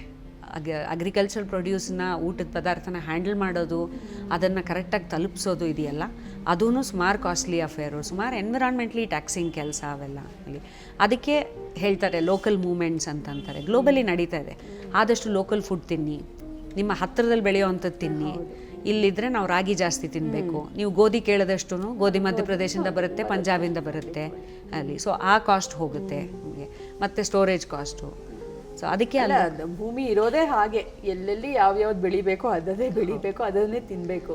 ಬಟ್ ಅದನ್ನ ಬಿಟ್ಟು ನಾವು ಬೇರೆ ಎಲ್ಲ ತರಿಸ್ಕೊಂಡು ಭೂಮಿ ಮಾತ್ರ ಅಲ್ಲ, ಸೈಂಟಿಫಿಕ್ಲಿ ಪ್ರೂವ್ ಆಗಿದೆ, ಬಟ್ ಹೊರಗೆ ಹೇಳಲ್ಲ ಎಲ್ಲರೂ ಯಾರೂ. ನಮ್ಮ ಸಿಸ್ಟಮ್ ಇದೆಯಲ್ಲ, ನಮ್ಮ ಗಟ್ ಸಿಸ್ಟಮ್, ಗಟ್ಟಲ್ಲಿರೋ ಬ್ಯಾಕ್ಟೀರಿಯಾ ನಾವು ಇರೋ ಭೂಮಿ ಬ್ಯಾಕ್ಟೀರಿಯಾಗೆ ಮ್ಯಾಚ್ ಆಗುತ್ತೆ ಆ್ಯಕ್ಚುಲಿ. ಅದಕ್ಕೆ ಕಂಪ್ಯಾಟಿಬಿಲಿಟಿ ಚೆನ್ನಾಗಿರುತ್ತೆ. ಇವಾಗ ಅಲ್ಲಿ ಬೆಳೆಯೋ ಊಟ ನಾವು ತಿಂದರೆ ಈ ಬ್ಯಾಕ್ಟೀರಿಯಾನು ಥ್ರೈವ್ ಆಗುತ್ತೆ, ನಮ್ಗೆ ಯಾವಾಗ ರೋಗಗಳು ಬರಲ್ಲ. ಬಟ್ ನಾವು ಎಲ್ಲೆಲ್ಲಿಂದಾನೋ ಏನೇನೋ ತೊಗೊಂಡು ತಿಂತಾ ಇರೋದ್ರಿಂದ ನಮ್ಮ ಗಟ್ ಬ್ಯಾಕ್ಟೀರಿಯಾ ಹೆಲ್ತ್ ತುಂಬ ಕಮ್ಮಿ ಇದೆ ಇಲ್ಲಿ. ಸೊ ಅದು ಈಗಿನ ಕಾಲದ ನೀವು ಲೈಫ್ ಸ್ಟೈಲ್ ಡಿಸೀಸಸ್ ಎಲ್ಲದಕ್ಕೂ ಕಾರಣ ಅದೇ. ನೀವು ನ್ಯಾಚುರೋಪತ್ ಅಥವಾ ಈ ಅಂದರೆ ಈ ಬಾಡಿ ರಿಲೇಟೆಡ್ ಅಂದರೆ ಈ ಸಿಂಪ್ಟಮ್ ರಿಲೇಟೆಡ್ ಇದಲ್ಲದೆ ನಮ್ಮ ಆ್ಯಕ್ಚುಯಲ್ ಫಂಕ್ಷನ್ ಫಿಸಿಯಾಲಜಿ ರಿಲೇಟೆಡ್ ಇದನ್ನು ಮಾತಾಡೋ ಯಾವುದೇ ಸಿಸ್ಟಮ್ ಆಗಲಿ ನಿಮಗೆ ಹೇಳ್ತಾರೆ, ನಮಗೆ ನಾವು ಏನು ತಿಂತೀವೋ ಅದರಿಂದನೇ ನಮ್ಮ ಪರ್ಸನಾಲಿಟಿ ರಿಫ್ಲೆಕ್ಟ್ ಆಗುತ್ತೆ ಅಂತ. ಬಟ್ ಮಾಡರ್ನ್ ಸಿಸ್ಟಮ್ಸ್ ಎಲ್ಲ ಆ ನಂಬಿಕೆ ಇಲ್ಲ. ಅದೇ ನನಗೆ ನೋಡಿರೋಂಗೆ ಸಾವಯವ ಅಥವಾ ಯಾವುದೋ ಒಂದು ಅಂಗಡಿಗಳಲ್ಲಿ ಹೆಚ್ಚಾಗಿ ಸ್ವಲ್ಪ ಅಪ್ಪರ್ ಕ್ಲಾಸ್ ಮೇಲ್ವರ್ಗದ ಜನಗಳೇ ಜಾಸ್ತಿ ಇದನ್ನ ಉಪಯೋಗಿಸ್ತಾ ಇದ್ದಾರೆ ಅನ್ಸುತ್ತೆ. ಎಲ್ಲೂ ಕೆಳಮಟ್ಟದ ಜನರು ಅಥವಾ ಬಡವರಿಗೆ ಇದು ತಲುಪ್ತಾ ಇಲ್ಲ. ಅಪಾರ್ಟ್ ಫ್ರಮ್ ರೈತರ ಬಿಟ್ವಿ, ಅವರನ್ನ ಬಿಟ್ಬಿಡಿ, ಇಲ್ಲಿ ಪಟ್ಟಣದಲ್ಲಿ ಕೆಲಸ ಮಾಡ್ತಾ ಇರುವಂತಹ ಕೆಳವರ್ಗದ ಜನಗಳಿಗೆ ಖಂಡಿತವಾಗೂ ಆರ್ಗ್ಯಾನಿಕ್ ಫುಡ್ ಅನ್ನೋದು ಅಥವಾ ಆರ್ಗ್ಯಾನಿಕ್ ಉತ್ಪನ್ನಗಳು, ಸಾವಯವ ಉತ್ಪನ್ನಗಳು ಕೈಗೆಟ್ತಾ ಇಲ್ಲ. ಹೌದು, ಇದನ್ನ ಹೇಗೆ ಅವ್ರಿಗೆ ತಲುಪಿಸಕ್ಕೆ ಸಾಧ್ಯ? ನಾವು ಅದಕ್ಕೆ ಸಂತೆಗಳ ಫಾರ್ಮ್ಯಾಟ್ ಎಲ್ಲ ಇವಾಗ ಟ್ರೈ ಮಾಡ್ತಾ ಇದ್ವಿ. ಸುಮಾರು ಆಗ್ತಾ ಇದೆ. ರಾಗಿ ಕಣ ಅಂತ ಒಂದು ಬನ್ನರ್ಘಟ್ಟ ರೋಡಲ್ಲಿ ಭೂಮಿ ಸಂತೆ ಅಂತ. ಮೇ ಬಿ ನನಗನ್ಸಿದ್ದೇನು ಅಂತಂದರೆ ನಮ್ಮ ಅದೇ ಆ ಪ್ರೆಸೆಂಟೇಷನ್ನು ಇವಾಗ ಒಂದು ಸೂಪರ್ ಮಾರ್ಕೆಟ್ ಇದರಲ್ಲಿ ಮಾಡಿದಾಗ ಅದರೊಳಗೆ ಹೋಗ್ಬೋದಾ ನಾವು ಅನ್ನೋದೊಂದು ಇದು ಬರೋದು. ಈಗ ನಾನೇ UBCT ಒಳಗೆ ಹೋಗ್ಬೇಕಂದ್ರೆ ಯೋಚನೆ ಮಾಡ್ತೀನಿ ನಾನು, ನಮಗಾಗತ್ತಾ, ನಾವು ಅಲ್ಲಿ ಹೋದರೆ ಏನಾದರೂ ತೊಗೋಬೋದಾ, ನೋಡ್ಲೂಬೋದಾ, ಮುಟ್ಲೂಬೋದಾ ಅಂತ. ಅದು ಇಟ್ ಈಸ್ ಅ ಸೈಕಲಾಜಿಕಲ್ ಇದು, ಅದು ಆ ಎಕನಾಮಿಕ್ ಡಿವೈಡ್ ಮಾಡಿರೋವಂಥ ಒಂದು ಸೈಕಲಾಜಿಕಲ್ ಇಂಪ್ಯಾಕ್ಟ್ ಅದು. ಬಟ್ ಅದು ನಾನು ನೋಡಿರೋ ಮಟ್ಟಿಗೆ ಈಗ 80 ರೂಪೀಸ್ 1 kg ರೈಸ್ ಅಂತ ಇರುತ್ತೆ. ಸಾಮಾನ್ಯ ಸಾವಯವ ತೊಗೊಳಕ್ಕೆ ಹೋದರೆ 80 ರೂಪೀಸ್ ಇರುತ್ತೆ. ಮಿಡಲ್ ಕ್ಲಾಸ್ ಅವರಿಗೆ ನನ್ನ ಪ್ರಕಾರ ಕರೆಕ್ಟಾಗಿ ಮನೆಯಲ್ಲೇ ಊಟ ಮಾಡೋರಿಗೆ, 3 ಹೊತ್ತು ಮನೇಲಿ ಅಡುಗೆ ಮಾಡಿ ಊಟ ಮಾಡೋರಿಗೆ ಫೈನಾನ್ಷಿಯಲ್ ಇಂಪ್ಯಾಕ್ಟ್ ಅಂದರೆ ಖರ್ಚು ಲೆಕ್ಕ ತೊಗೊಂಡು ನೋಡಿದ್ರೆ ತುಂಬ ಏನು ಜಾಸ್ತಿ ಆಗಲ್ಲ. ಆದರೆ ಅದೇ ಪ್ರಯಾರಿಟಿ ಇರಬೇಕು, ನಮಗೆ ಬೇಕು, ನಮ್ಮ ಫ್ಯಾಮ್ಲಿಗೆ ಇದು ಹೆಲ್ತಿ ಊಟ ಬೇಕು, ಆ್ಯಂಡ್ ಅದನ್ನು ಕರೆಕ್ಟಾಗಿ ಅಚ್ಚುಕಟ್ಟಾಗಿ ವೇಸ್ಟೇಜ್ ಎಲ್ಲ ಇಲ್ಲದೆ ಯೂಸ್ ಮಾಡಿದ್ರೆ ತುಂಬ ಏನು. ಇನ್ಫ್ಯಾಕ್ಟ್ ನಾವು ಒಂದು ಇದು ಮಾಡಿದ್ವಿ, ರೆಗ್ಯುಲರ್ ಫುಡ್ ಕಂಪೇರ್ ಮಾಡಿದ್ವಿ. ಒಂದು ಫ್ಯಾಮಿಲಿಯಲ್ಲಿ ಒಂದು 4 ಜನ ಇರೋ ಫ್ಯಾಮಿಲಿಯಲ್ಲಿ ಒಂದು 4,000ದಿಂದ 4,500 ತನಕ ಹೆಚ್ಚಿಗೆ ಖರ್ಚಾಗುತ್ತೆ. ವಿಚ್ ಇಸ್ ಲೈಕ್ ಒಂದು ಈಗ ಆವ್ರೇಜ್ ಫ್ಯಾಮಿಲಿ ಇನ್ಕಮ್ ಏನಾದರೂ 50,000 ಇದ್ದರೆ ಆ ಮಿಡಲ್ ಕ್ಲಾಸ್ ಅನ್ನೋದು ಒಂದು ದೊಡ್ಡ ರೇಂಜ್ ಅದು. ಈಗ ಅದು ಒಂದು ಕ್ಯಾಟಗರಿ ಅಲ್ಲ. ಸೊ ಆ ದೊಡ್ಡ ರೇಂಜಲ್ಲಿ 80% ಆಫ್ ದೆಮ್ ತೊಗೋಬೋದು ಅದನ್ನು. ಇನ್ನೂ ಒಂದು 20%ಗೆ ಕಷ್ಟ ಇದೆ, ನಾವು ಇಲ್ಲ ಅಂತ ಹೇಳ್ತಲ್ಲ. ಸೊ ಅದಕ್ಕೆ ನಾವು ಟ್ರೈ ಮಾಡ್ತಾನೆ ಇದ್ದೀವಿ, ಒಂದು ಡೈರೆಕ್ಟಾಗಿ ರೈತರಿಂದ ಬರುವಂಥ ಏನಾದರೂ ವ್ಯವಸ್ಥೆ ಮಾಡಿ, ಸೊ ದಟ್ ಆ ಬೇರೆ ಕಾಸ್ಟ್ಸನ್ನು ಒಂದಿಷ್ಟು ಕಮ್ಮಿ ಮಾಡಿದ್ರೆ. ಯಾಕಂದರೆ ಏನೇ ಮಾಡಿದ್ರು ನಾವು ಒಂದು ಈ ಚಾರಿಟಿ ಮಾಡೆಲ್ ಮಾಡಿದ್ರೆ ಕಷ್ಟ, ಅದು ಸಸ್ಟೈನ್ ಮಾಡೋದು ಕಷ್ಟ. ಸೊ ಏನಾದರೂ ಒಂದು ಸಸ್ಟೈನಬಲ್ ಆಗಿ ಮಾಡಬೇಕು ಅಂತಂದರೆ ಅಲ್ಲಿ ಆ ರಿಡಕ್ಷನ್ ಮಾಡಬೇಕು in such A way that ಅದು ಇಟ್ ವಿಲ್ ವರ್ಕ್ ಸೆನ್ಸಿಬ್ಲಿ. ನಾನಿಲ್ಲ ಅಂದರೂ ಅದು ಕೆಲಸ ಮಾಡಬೇಕದು. ಸೊ ಆ ಸಿಸ್ಟಮ್ ಟ್ರೈ ಮಾಡ್ತಾನೆ ಇದ್ದೀವಿ, ಕಷ್ಟ ಇದೆ, ತುಂಬ ಕಷ್ಟ. ಅದಕ್ಕೆ ಈ ಟೆರೆಸ್ ಗಾರ್ಡನಿಂಗ್ ಮೂವ್ಮೆಂಟ್ಸ್ ಎಲ್ಲ ಶುರು ಆಯ್ತಲ್ಲ, ಸುಮಾರು ಜನ ಅದನ್ನು ಎನ್ಕರೇಜ್ ಮಾಡಕ್ಕೆ ಮಾಡಿದ್ದಾರೆ. ಅಟ್ಲೀಸ್ಟ್ ನಿಮಗೆ ಒಂದಿಷ್ಟು ನ್ಯೂಟ್ರಿಷಸ್ ಇದು ಮನೇಲಿ ಬೆಳೆಸ್ಕೊಳ್ಳಿ. ಅದು ಕೂಡ ನೀವು ಅಪ್ಪರ್ ಕ್ಲಾಸ್ಗೆ ಆಗುತ್ತೆ. ನಾನು ನೋಡಿರೋ ಹಾಗೆ ಏನಿದ್ರು ಅವ್ರ ಮನೆ ಇರಬೇಕು, ಅವ್ರ ಟೆರೆಸ್ ಇರಬೇಕು, ಅವಾಗ ಅವ್ರು ಮಾಡಿಕೊಂಡು ಅವ್ರವ್ರು ಮೊದಲು ಅವ್ರ ಹೊಟ್ಟೆ ತುಂಬಿಸಿ ಆಮೇಲೆ ಬೇಕಾದ್ರೆ ನೋಡೋದು ಅಥವಾ ಮಾಡೋದು ಮಾಡ್ತಾ ಇದ್ದಾರೆ. ಸುಮಾರು ಕಡೆ ಆಗಿದೆ, ಇದಿಲ್ಲ ಅಂತ ಹೇಳಕ್ಕಾಗಲ್ಲ. ಅದೇ ಅದೊಂಚೂರು ಆ ನಿಟ್ಟಿನಲ್ಲಿ ಕೆಲಸಗಳು ನಡೀಬೇಕು. ಫುಡ್ ಇಂಜಸ್ಟಿಸ್ ಖಂಡಿತ ಇದೆ. ಹೌದು, ಖಂಡಿತ ಇದೆ. ಬರೀ ಇದು ಸಾವಯವದ ಮಾತ್ರ ಅಲ್ಲ, ನಿಮ್ಮ ರೆಗ್ಯುಲರ್ ಕೆಮಿಕಲ್ ಗ್ರೋನ್ ಫುಡ್ಡಲ್ಲೂ ನಿಮಗೆ PDS ಅಲ್ಲಿ ಕೊಡೋ ಊಟದ ಕ್ವಾಲಿಟಿ ತುಂಬ ಪ್ರಾಬ್ಲಮ್ ಇದೆ, ಹೆಲ್ತ್ ಪ್ರಾಬ್ಲಮ್. ನಮ್ಮ ಹಳ್ಳಿಲೇ ನೋಡ್ತೀವಲ್ಲ ನಾವು, ಅವ್ರು ಕನ್ಸ್ಯೂಮ್ ಮಾಡೋ ಆ ಸೊಸೈಟಿ ಅಕ್ಕಿ ಮತ್ತು ಆ ಎಣ್ಣೆ, ಆ ಉಪ್ಪು ಖಂಡಿತ ಎಲ್ಲ ಥರದ ಪ್ರಾಬ್ಲಮ್ಸನ್ನು ತಂದು ಕೊಡ್ತಾ ಇದೆ ಜನಗಳಿಗೆ. ನಿಮ್ಮ ಕುಟುಂಬಕ್ಕೆ ಬರೋಣ. ಕಿಶೋರ್ ಕೂಡ ತುಂಬ ಕರುನಾಡ ಕಿಶೋರ್ ಅವರು ಕನ್ನಡದ ಹೆಮ್ಮೆಯ ನಟರು. ಈಗ 4 ಭಾಷೆಗಳಲ್ಲಿ ಕೂಡ ಮಾಡ್ತಾ ಇದ್ದಾರೆ. ನೀವು ಹೇಳಿದ್ರೆ ಅವ್ರ ಬ್ಯಾಕ್ಗ್ರೌಂಡ್ ಕೃಷಿಕರು ಅಂದರೆ ಇತ್ತು ಅವರಿಗೆ ವ್ಯವಸಾಯದ ಬಗ್ಗೆ. ನಿಮ್ಮ ಈ ಜರ್ನಿನಲ್ಲಿ ಅವರ ಕೊಡುಗೆ ಏನು? ಫುಲ್ ಫ್ಲೆಜ್ಡ್ ನಿಮ್ಮ ಜೊತೆ ಇರೋಕ್ಕಾಗಲ್ಲ ಅವ್ರಿಗೆ. ಅದೇ ಅವ್ರ ಪ್ರೊಫೆಷನಲ್ ಅವ್ರು ಬ್ಯುಸಿ ಇದ್ದಾರೆ. ಆ ಸಪೋರ್ಟ್ ಅದೇ ಮಾಡಕ್ಕೆ ಬಿಟ್ಟಿದ್ದಾರಲ್ಲ ಎಲ್ಲನೂ, ಏನು ಮಾಡಬೇಡ ಅಂತ ಇಲ್ಲಿ ತನಕ ಹೇಳಿಲ್ಲ. And definitely how he'll involve himself ಆ ಥರ ಅವ್ರು ಯಾವ ಇಲ್ಲ, ನಾನೇ ಇನ್ವಾಲ್ವ್ ಮಾಡ್ಕೊಂಡಿಲ್ಲ. ಬೇಡ ನಿನ್ನ ಕೆಲಸ ನೀನು ನೋಡ್ಕೊ, ನಾನು ನೋಡ್ಕೋತೀನಿ ಅಂತಲೇ ಸದ್ಯಕ್ಕೆ ಮಾಡಿದ್ದೀನಿ. ಇಲ್ಲ, ಅವಶ್ಯಕತೆನೂ ತೀರಾ ಬಿದ್ದಿಲ್ಲ ಅಂತ ಏನು ನಾನು ದೊಡ್ಡದಾಗಿ ಏನು ಮಾಡ್ತಾ ಇಲ್ಲ. ಸಣ್ಣದಾಗಿ ಎಲ್ಲಿ ಅದು ಇಲ್ಲದೆ ಹೇಳಿದ್ ನಾನು this not A plan day, ಇವಾಗ ಓಕೆ ನಾಳೆ ಇದು ಮಾಡಿಬಿಡೋಣ ಅನ್ನೋದಿಲ್ಲ. ವಾಟ್ ಎವರ್ ಇಸ್, ಎಲ್ಲೆಲ್ಲಿ ಅವಶ್ಯಕತೆ ಬೀಳ್ತಾ ಇದೆಯೋ I am just travelling the path ಅಷ್ಟೇ. ಕಿರಾಣ, ಸಚ್ ಅ ಲವ್ಲಿ ನೇಮ್, ಅದು ಒಳ್ಳೆ ಹೆಸರು. ಅಂದರೆ ನಿಮ್ದು ಔಟ್ಲೆಟ್ ಎಲ್ಲ ಇದೊಂದೇನೋ ಅಥವಾ ಸುಮಾರು ಕಡೆ ಕಿರಾಣ ಅನ್ನೋ ಹೆಸರಲ್ಲಿ ಇದೆಯಾ? 3 ಕಡೆ ಇದೆ. ಅದೇ ಈ ಥರ ಈ ಕಮ್ಯುನಿಟಿ ಮಾರ್ಕೆಟ್ಸ್, ರಾಗಿ ಕಣ ಅಂತ ಮತ್ತು ಭೂಮಿ ಸಂತೆ ಅಂತ ಅಲ್ಲೆಲ್ಲ ಪಾರ್ಟಿಸಿಪೇಟ್ ಅಂದರೆ ರೈತರುಗಳನ್ನು ಬೇಸಿಕ್ಲಿ ಯಾರಿಗೆ ಬರೋಕ್ಕಾಗುತ್ತೋ ಡೈರೆಕ್ಟಾಗಿ ರೈತರಿಗೆ ವಾರಕ್ಕೊಂದ್ಸಲಿನೋ ಅಥವಾ 15 ದಿನಕ್ಕೆ ಒಂದ್ಸಲಿನೋ ಅವ್ರಿಗೆ ಬರೋ ಅಂಥ ಸ್ಪೇಸಸಲ್ಲಿ ವ್ಯವಸ್ಥೆ ಮಾಡಿದ್ದೀವಿ. ಸೊ ಒಂದು 7-8 ಕಡೆ ಇದೆ ನಮ್ಮ ಇದು. ಆ್ಯಂಡ್ ಎಲ್ಲೇ ನಾವು ಜನರಲಿ ಫುಲ್ ಕಂಪ್ಲೀಟ್ಲಿ ಸೊಸೈಟಿನ ಇನ್ವಾಲ್ವ್ ಮಾಡ್ಕೋತೀವಿ ಎಲ್ಲೇ ಆದ್ರೂ. ಈಗ ಆ್ಯಕ್ಚುಲಿ ಸುಮಾರು ಕಡೆ ಆಫರ್ ಮಾಡಿದ್ದಾರೆ, ನಮ್ಮಲ್ಲಿ ಕಾರ್ಪೊರೇಟ್ಸಲ್ಲಿ ಹೇಳ್ತಾರೆ ಬನ್ನಿ ಅಂತ. ಎಲ್ಲ ಬಫೆಲೋ ಬ್ಯಾಕ್ ಕಿರಾಣ ಎಲ್ಲ ಇರೋ. ಹಾಂ, ಬಫೆಲೋ ಬ್ಯಾಕ್ ಅಂತ ಸುಮ್ಮನೆ ಒಂದು ಐಡೆಂಟಿಟಿಗೆ ಒಂದು ಹೆಸರು ನಾವು ತೋಟಕ್ಕೆ ಇಟ್ಟಿದ್ದು, ಅದು ಹಾಗೆ ಅದನ್ನು ಯೂಸ್ ಮಾಡ್ತಾ ಇದ್ದೀವಿ. ಬಟ್ ಈಗ ಅದೇ ಕನ್ಸ್ಯೂಮರ್ ಕೋಆಪರೇಟಿವ್ಗೆ ಹೇಳ್ತಾ ಇದ್ದೀನಿ ಎಲ್ರಿಗೂ, ನೀವು ಹೆಸರಿಡಿ. Sorry to disturb. ತುಂಬಾನೇ ಚೆನ್ನಾಗಿದೆ. ಇಲ್ಲ, ಅದು ಬಂದಿದ್ದು because of our back ground. ಇಬ್ರು ಥಿಯೇಟರ್, ನಾನು ಕಿಶೋರ್ ಇಬ್ರು. ನಾನು ಇಬ್ರು ಇನ್ಫ್ಯಾಕ್ಟ್ ಥಿಯೇಟ್ರಲ್ಲಿ ಆ್ಯಕ್ಟ್ ಮಾಡ್ತಾ ಇದ್ವಿ ಅವಾಗ. He took it as a profession, ನಾನು ಐ ಹ್ಯಾಡ್ ಟು. ಇಬ್ರು acting was a very dangerous proposition. So Buffalo ಬಂದು ಇಟ್ ವಾಸ್ ಇನ್ಫ್ಯಾಕ್ಟ್ ನಾವು ಥಿಯೇಟ್ರಲ್ಲಿ ಮಾಡ್ತಾ ಇದ್ದಾಗ ದ ಇಶ್ಯೂಸ್ ವೆರ್ ಡಿಫ್ರೆಂಟ್. ಆವಾಗ ಸೋಷಿಯಲ್ ಇಶ್ಯೂಸ್, ಇನ್ಫ್ಯಾಕ್ಟ್ ನಾನು ಮೋಸ್ಟ್ಲಿ ಸ್ಟ್ರೀಟ್ ಪ್ಲೇಸ್ ಮಾಡ್ತಾ ಇದ್ದೆ. ಆವಾಗ ಮೇಜರ್ ಇಶ್ಯೂಸ್ ನಮ್ಗೆ ಇದ್ದಿದ್ದು, ಒನ್ ವಾಸ್ ಡಿಸ್ಕ್ರಿಮಿನೇಷನ್, ಇನ್ನೊಂದು ಡೌರಿ ವಾಸ್ ರಿಯಲಿ ಬ್ಯಾಡ್ ಆವಾಗ. ಸೊ ಅವಾಗ ನಾವು ನಾಟಕಗಳೆಲ್ಲ ಮಾಡ್ತಾ ಇದ್ದಾಗ ಬೇಸಿಕ್ಲಿ ಗ್ರೂಪ್ ಆಫ್ ಆರ್ಟಿಸ್ಟ್ ಅಲ್ಲ, ಸೊ ಈ ವೆಸ್ಟರ್ನ್ ಫಿಲಾಸಫಿಯಲ್ಲಿ ಒಂದಿಷ್ಟು ಇನ್ಫ್ಲೂಯೆನ್ಸ್ ಇತ್ತು. ಆ್ಯಂಡ್ ಈ ಹಸುಗಳನ್ನು ಒಂದು ಸ್ವಲ್ಪ ಇದನ್ನು ಮಾಡಿ ವೈಟ್ಗೆ ಇದನ್ನು ಕೊಟ್ಟು ಇಂಪಾರ್ಟೆನ್ಸ್ ಕೊಟ್ಟು anything that is dark and that is shade of grey basically ಅದನ್ನು ಸಪ್ರೆಸ್ ಮಾಡುವಂಥ ಒಂದು ಆ್ಯಟಿಟ್ಯೂಡ್ ಇತ್ತಲ್ಲ. ಸೊ ನಾವು ಒಂದಿಷ್ಟು ಎಮ್ಮೆಗಳನ್ನು ಜಾಸ್ತಿ ಪ್ರಮೋಟ್ ಮಾಡ್ತಾ ಇದ್ವಿ ಆವಾಗ. So we were telling that ಯಾವುದೇ ಆಗಲಿ we shouldn't lean to one colour. I mean end of the day ನಾವೆಲ್ಲರೂ we all are shades of grey, and buffalo is a perfect depiction of shades of grey. And again the influence of of course Rajkumar influence Kishore ಮೇಲೆ, ಎಮ್ಮೆ ನಿನಗೆ ಸಾಟಿ ಇಲ್ಲ ಅಂತ ಅಂದ್ಬಿಟ್ಟು ನಮ್ಮನ್ನು ಹಂಗೆ ಕರಿತಾ ಇದ್ರು, ಎಮ್ಮೆಗಳು ಹೇಳಿದ್ರೇನು ಕೇಳಲ್ಲ ಅಂತ ಅಂದ್ಬಿಟ್ಟು ಅದೊಂದಿತ್ತು. ಬ್ಯಾಕ್ ಅನ್ನೋದು ಆಮೇಲೆ just getting back to our ಇದು. But buffalo was a very big influence ನಮಗೆ. ಅದೇ ಅದೊಂಥರ ಕೇಳಕ್ಕೆ ಭಾಳ ಚೆನ್ನಾಗಿತ್ತು. ಮತ್ತೆ ಎತ್ತುಗಳ ಕಾಲಕ್ಕೆ ನಾವು ಈಗ ಪಟ್ಟಣದಲ್ಲಿ ಎತ್ತುಗಳನ್ನು ಹೊಡ್ಕೊಂಡು ಹೋಗೋಂಗೆ ಅಂತ ಒಂದು imagination, such a lovely imagination. ಮತ್ತು ಇಲ್ಲಿ ಈಗ ಬರ್ತಾ ಇದೆ, ಈಗ ಬಫಲೋ ಬ್ಯಾಕ್ ಕಿರಾಣ ನೋಡ್ತಾ ಇದ್ದೆ, ನಿಮ್ಮ ಮನೆಯೇ ಒಂದು ಮ್ಯೂಸಿಯಂ ಥರ ಇದೆ. And you have so many things. ಇಲ್ಲೇನೋ ಒಂದು ಎಲ್ಲಾನು ಮೋಸ್ಟ್ ಆಫ್ ಇಟ್ ಅಲ್ಲ 80% ಆಫ್ ಇಟ್ ಬೇರೆಯವ್ರು ಯಾರಾದ್ರು ಕಸ ಅಂತ ಬಿಸಾಕಿರೋದಿರುತ್ತೆ ಅಲ್ಲಿ. ಅದನ್ನು ಎತ್ಕೊಂಬರೋ ಅಂಥ ಅಭ್ಯಾಸ ನನಗೂ ಇದೆ, ಕಿಶೋರ್ಗೂ ಇದೆ. ಯಾರಾದರೂ ಬಿಸಾಕ್ತಾ ಇದ್ರೆ ನಾವು ಕೊಡಿ, ನಾವು ಯೂಸ್ ಮಾಡ್ತೀವಿ ಅಂತ ತೊಗೊಂಬರ್ತೀವಿ. ಇಲ್ಲ ನಮ್ಮಲ್ಲಿ ಹಳ್ಳಿಗಳಲ್ಲಿ ಯೂಸ್ ಆಗುತ್ತೆ ತೊಗೊಂಬರ್ತೀವಿ. ಸೊ ಮೋಸ್ಟ್ಲಿ ಎಲ್ಲ ಯೂಸ್ಡು, ಮನೆ ಕಟ್ತಾನು ಎಲ್ಲನೂ ರೀಯೂಸ್ಡ್. ಇದು ಡೋರ್ಸು, ವಿಂಡೋಸು ಮತ್ತು ಕನ್ಸ್ಟ್ರಕ್ಷನ್ ಮಟೀರಿಯಲ್ಲೂ ಆದಷ್ಟು ಎಲ್ಲ ರೀಯೂಸ್ಡೇ ತೊಗೊಂಬಂದು ಮಾಡಿದ್ದು ನಾವು. ಸೊ ಆ ಕೆಲವು ಸೆನ್ಸಿಬಿಲಿಟೀಸ್ ಮೊದಲಿಂದನೂ ಇತ್ತು ನಮಗೆ. ಅಪ್ಬ್ರಿಂಗಿಂಗೇ ಹೇಳ್ಬೋದು, ಯಾಕಂದರೆ ಲೋವರ್ ಮಿಡಲ್ ಕ್ಲಾಸ್ ಅಪ್ಬ್ರಿಂಗಿಂಗು. ಸೊ ಇಬ್ಬರಿಗೆ ಫ್ಯಾಮಿಲಿಲೂ ಅಪ್ಪ ಅಮ್ಮಂದರು ಕಷ್ಟಪಟ್ಟು ಬೆಳೆಸಿದ್ದು. ಸೊ ಅದು ಇನ್ನೂ ಇದೆ ನಮ್ಮಲ್ಲಿ. ಇದು ಬಂದಿಲ್ಲ. ಇನ್ಫ್ಯಾಕ್ಟ್ ನಿಜ ಹೇಳಬೇಕು ಅಂದರೆ ಆ ಕನ್ಸಂಪ್ಷನ್ ಇದು ನಮ್ಮಲ್ಲಿ ಬರಲಿಲ್ಲ. ಸೊ ಅದಕ್ಕೆ ನಾವು ಮಾಡಿದ್ದು ಈಗ ವೆಂಚರ್ ಆಗಲಿ ಅಥವಾ ಕೋಆಪರೇಟಿವ್ ಸೊಸೈಟಿ ಆಗಲಿ, ನಾವು ಎಲ್ಲೂ ತೀರಾ ಕನ್ಸಂಪ್ಷನ್ ಪ್ರಮೋಟ್ ಮಾಡಲ್ಲ. ಇದನ್ನೂ ನಾವು ಹೇಳೋದೇನೆಂದರೆ, ಸಾವಯವನೂ ನೀವು ತೊಗೊಂಡೋಗಿ ತಿನ್ನಬೇಕಾದ್ರೆ ನೋಡ್ಕೊಂಡು ತಿನ್ನಿ. ದಯವಿಟ್ಟು ಮನೆಗಳಲ್ಲಿ ವೇಸ್ಟ್ ಮಾಡಬೇಡಿ. ಯಾವುದೇ ತೊಗೊಂಡು ಹೋಗಿ ಮನೇಲಿ ಊಟ ವೇಸ್ಟ್ ಆಗೋವಂಥದ್ದು ಮಾಡಲೇಬೇಡಿ. ಯಾಕಂದರೆ ಅದು ಆ ಪ್ರೋಸೆಸ್ ಅರಿವು ಮೂಡಿಸ್ತಾನೆ ಇರ್ತೀವಿ ನಾವು. ಒಂದಿಷ್ಟು ಬೆಳೆಸಬೇಕು ಅಂತಂದರೆ ಎಷ್ಟು ಕಷ್ಟ, ಎಷ್ಟೊಂದು ಶ್ರಮ ಇರುತ್ತೆ ಒಂದು ರೈತರ ಕುಟುಂಬದಲ್ಲಿ. ಅವ್ರು ಎಷ್ಟು ಜನ ಎಫರ್ಟ್ ಹಾಕಿರ್ತಾರೆ, ಮತ್ತು ಅದನ್ನು ತಂದು ನಿಮ್ಮ ತನಕ ತಲುಪಿಸ್ತೀವಿ ಅಂತಂದರೆ ಒಂದಿಷ್ಟು ಎಫರ್ಟ್ಸ್ ಹಾಕಿರುತ್ತೆ. ಅದಕ್ಕೆ ದುಡ್ಡಿದೆ ಅನ್ನೋ ಕಾರಣಕ್ಕೆ ವೇಸ್ಟ್ ಮಾಡೋದು ತಪ್ಪು.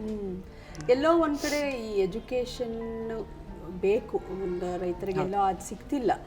As you know, you are educated, ಒಂದು ಕಾಮರ್ಸ್ ಬ್ಯಾಕ್ಗ್ರೌಂಡಿಂದ ಬಂದು you can handle other things also. ಒಂಥರ ಮಾರ್ಕೆಟ್ ಆಗಲಿ ಅಥವಾ ಇನ್ನೊಂದಾಗಲಿ ಎಲ್ಲೋ ಕಳೆದು ಹೋಗಿದ್ದಾನೆ ರೈತ. ಅಲ್ಲೆಲ್ಲ ಅವರಿಗೆ ಬೇಕಾದಂಥ ಸವಲತ್ತು ಕೇಳೋಕ್ಕೆ ಅವನಿಗೆ ಬಾಯೇ ಇಲ್ಲ. ಯಾಕಂದರೆ ಅವನಿಗೆ ಗೊತ್ತಿಲ್ಲ, ಈಸ್ ನಾಟ್ ಎಜುಕೇಟೆಡ್. ಈ ನಿಟ್ಟಿನಲ್ಲಿ ಎಜುಕೇಷನ್ ಎಷ್ಟು ಮುಖ್ಯ ಒಬ್ಬ ರೈತನಿಗೆ, ಅಥವಾ ಒಬ್ಬ ಎಜುಕೇಟೆಡ್ ಯಾವ ಥರ ಕೃಷಿನ ಒಪ್ಕೋಬಹುದು? ಇಲ್ಲ, ಅದು ತುಂಬ ದೊಡ್ಡ ಸಮಸ್ಯೆ ಇದೆ ಅಗ್ರಿಕಲ್ಚರಲ್ಲಿ. ಅಗ್ರಿಕಲ್ಚರ್ ಆ್ಯಕ್ಚುಲಾಗಿ ಈಗ ಇಟ್ಸ್ ಅ ನಾರ್ಮಲ್ ಆ್ಯಕ್ಟಿವಿಟಿ. ನಾವು ಹ್ಯೂಮನ್ಸ್ ಆಗಿದ್ದು ನಮಗೆ ಬೇಕಾಗಿರೋ ಊಟನ ಬೆಳೆಸ್ಕೊಳಕ್ಕೆ ಬರೋದು it is suppose be an inbuilt skill ನಮ್ಮಲ್ಲಿ. ಅದು ವ್ಯಾಪಾರ ಅಂತ ಆಗಿರೋದ್ರಿಂದ ಇವಾಗ ಏನಾಗ್ಬಿಟ್ಟಿದೆ, ಆ ಒಂದು ಆಂಟ್ರಪ್ರಿನರ್ಶಿಪ್ ಸ್ಕಿಲ್ ಅಂತ ಏನಂತೀವಿ, ಒಂದು ಬಿಸ್ನೆಸ್ ಮ್ಯಾನಿಗೆ ಬೇಕಾಗಿರೋವಂಥ ಸ್ಕಿಲ್ಸು ರೈತರಲ್ಲಿ ಇವಾಗ ಅನಿವಾರ್ಯ ಬೇಕು ಅನ್ನೋವಂಥದ್ದು ಆಗಿಬಿಟ್ಟಿದೆ. ಇವಾಗ ತಮಗೆ ಬೇಕಾಗಿರೋದು ಬೆಳ್ಕೊಂಡು ಮಾರಿ ಎಕ್ಸಸ್ನ ಸುಮ್ಮನೆ ಕೊಡೋಂಗಿದ್ರೆ ಬೇಕಾಗಿಲ್ಲ. ಬಟ್ ಈಗ ವ್ಯಾಪಾರಕ್ಕೆ ಅಂತ ಮಾಡ್ತಾ ಇರಬೇಕಾದ್ರೆ ಆ ಅರಿವು ಇರಲೇಬೇಕಾಗತ್ತೆ.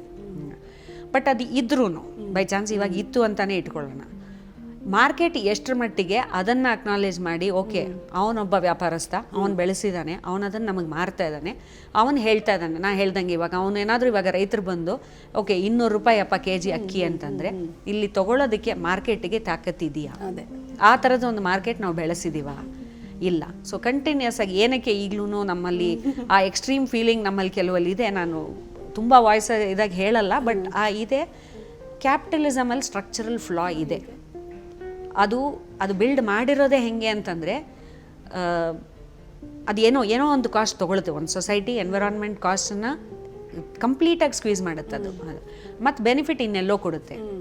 ಸೊ ಆ ವೆಲ್ತ್ ಕಾನ್ಸಂಟ್ರೇಷನ್ ಆಗ್ತಾ ಇರೋದು ಅದರಿಂದನೇ. ಅದೇ ಸೊ ಕ್ಯಾಪಿಟಲಿಸಮೇ ಮೂಲ ಕಾರಣ ಆ ವೆಲ್ತ್ ಕಾನ್ಸಂಟ್ರೇಷನ್ಗೆ. ಸೊ ಅದನ್ನು ನಾವು ಮುರಿಯೋಕ್ಕಾಗುತ್ತಾ?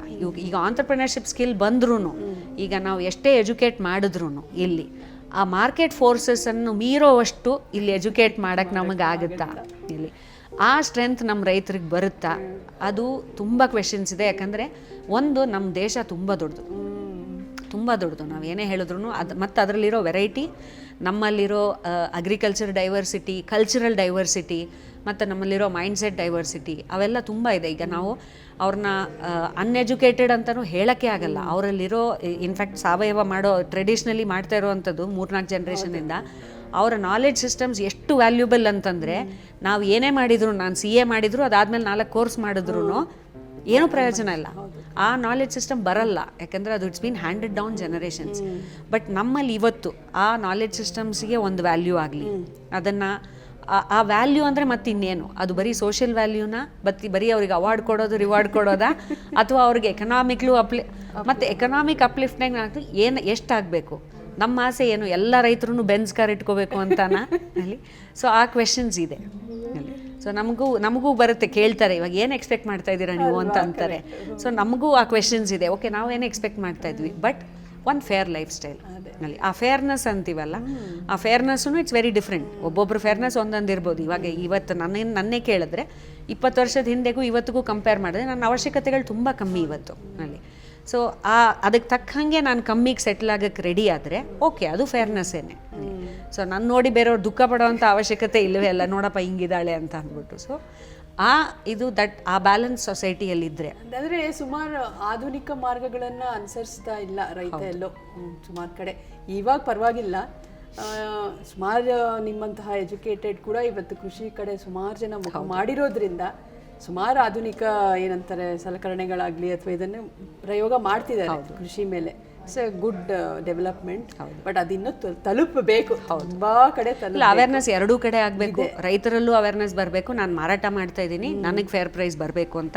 ಇದ್ ಕಡೆ ಕನ್ಸ್ಯೂಮ್ ಮಾಡೋರಿಗೂ ಓಕೆ, ಇದು ನಾವು ಟ್ರಾನ್ಸಾಕ್ಟ್ ಮಾಡ್ತಿರೋವಂಥ ಒಂದು ಪದಾರ್ಥ, ಇದು ಅಮೂಲ್ಯವಾದ ಪದಾರ್ಥ, ಇದನ್ನು ಮಾಡೋಕ್ಕೆ ಇಷ್ಟಿಷ್ಟ ಆಗಿದೆ.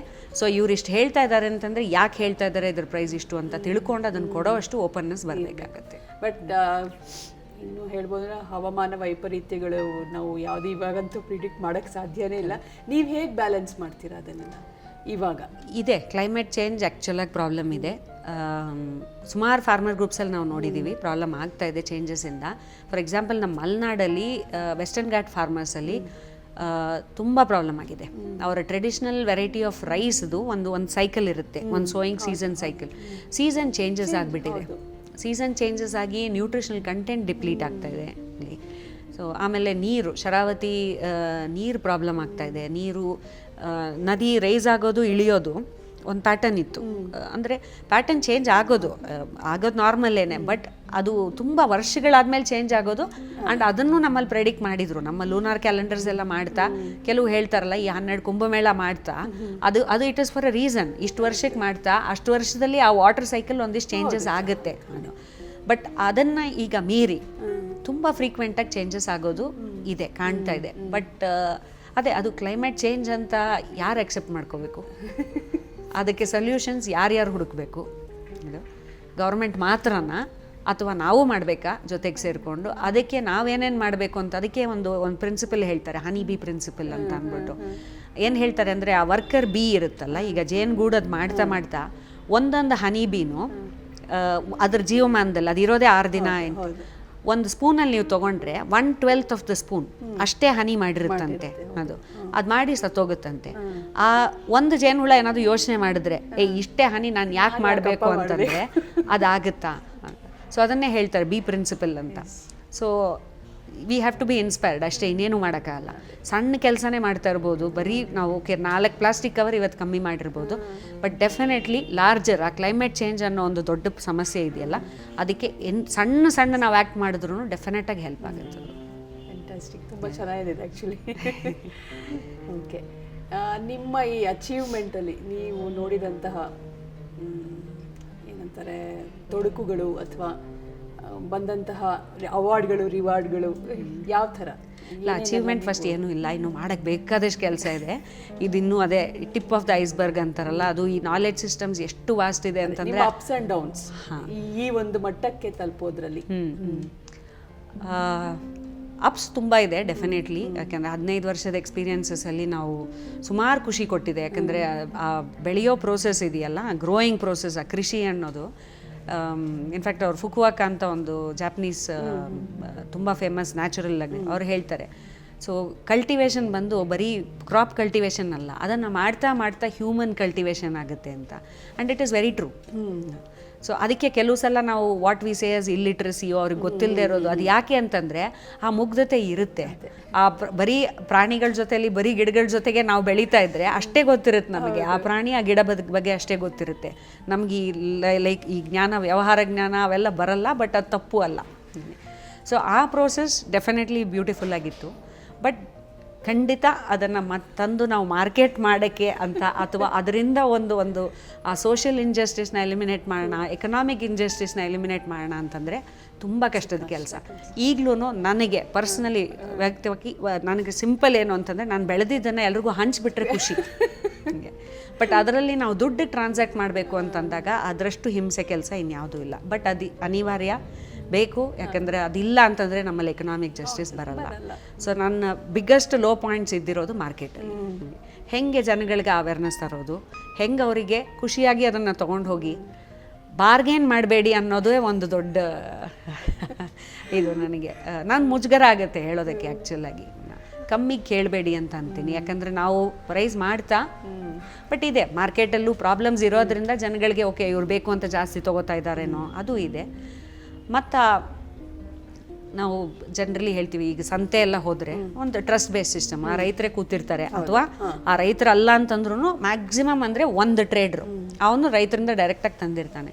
ಆ್ಯಂಡ್ ರೆಗ್ಯುಲರಾಗಿ ಹೋಗಿ ಇಂಟ್ರ್ಯಾಕ್ಟ್ ಮಾಡ್ತಾ ಅದೊಂದು ಟ್ರಸ್ಟ್ ಮಾರ್ಕೆಟ್ ಅಂತೀವಿ. ನಮಗೆ ಗೊತ್ತಿರುತ್ತೆ ಎಲ್ಲಿ ಹೋದರೆ ಏನು ಸಿಗುತ್ತೆ ಅಂತ ಅಂದ್ಬಿಟ್ಟು ಮಾರ್ಕೆಟಲ್ಲಿ ಗೊತ್ತಿರುತ್ತೆ. ಆ ಸಿಸ್ಟಮನ್ನು ಮತ್ತೆ ತೊಗೊಂಬಂದರೆ ಒಂದು ಇದಿರುತ್ತೆ ಅಂತ ಅದೊಂದು ಚಾಲೆಂಜ್ ಆಗಿ ನಾನು 5 ವರ್ಷದಿಂದ ಟ್ರೈ ಮಾಡ್ತಾ ಇದ್ದೀನಿ.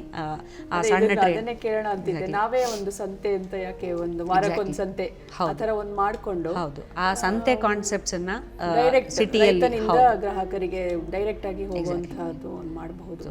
ಅದನ್ನು ಅದೇ ಕಮ್ಯುನಿಟಿ ಮಾರ್ಕೆಟ್ಸ್ ಅಂತ ಕರಿತೀವಿ ನಾವು. ಅದನ್ನು ವಾಪಸ್ ತರೋ ಪ್ರಯತ್ನ ಒಂದು 3-4 ವರ್ಷದಿಂದ ಮಾಡ್ತಾನೇ ಇದ್ದೀವಿ. ನಾವು ಸ್ಟಾರ್ಟ್ ಮಾಡ್ತೀವಿ, ಕೆಲವು ಕಡೆ ಸಪೋರ್ಟ್ ಸಿಗುತ್ತೆ, ಕೆಲವು ಕಡೆ ಬರಲ್ಲ.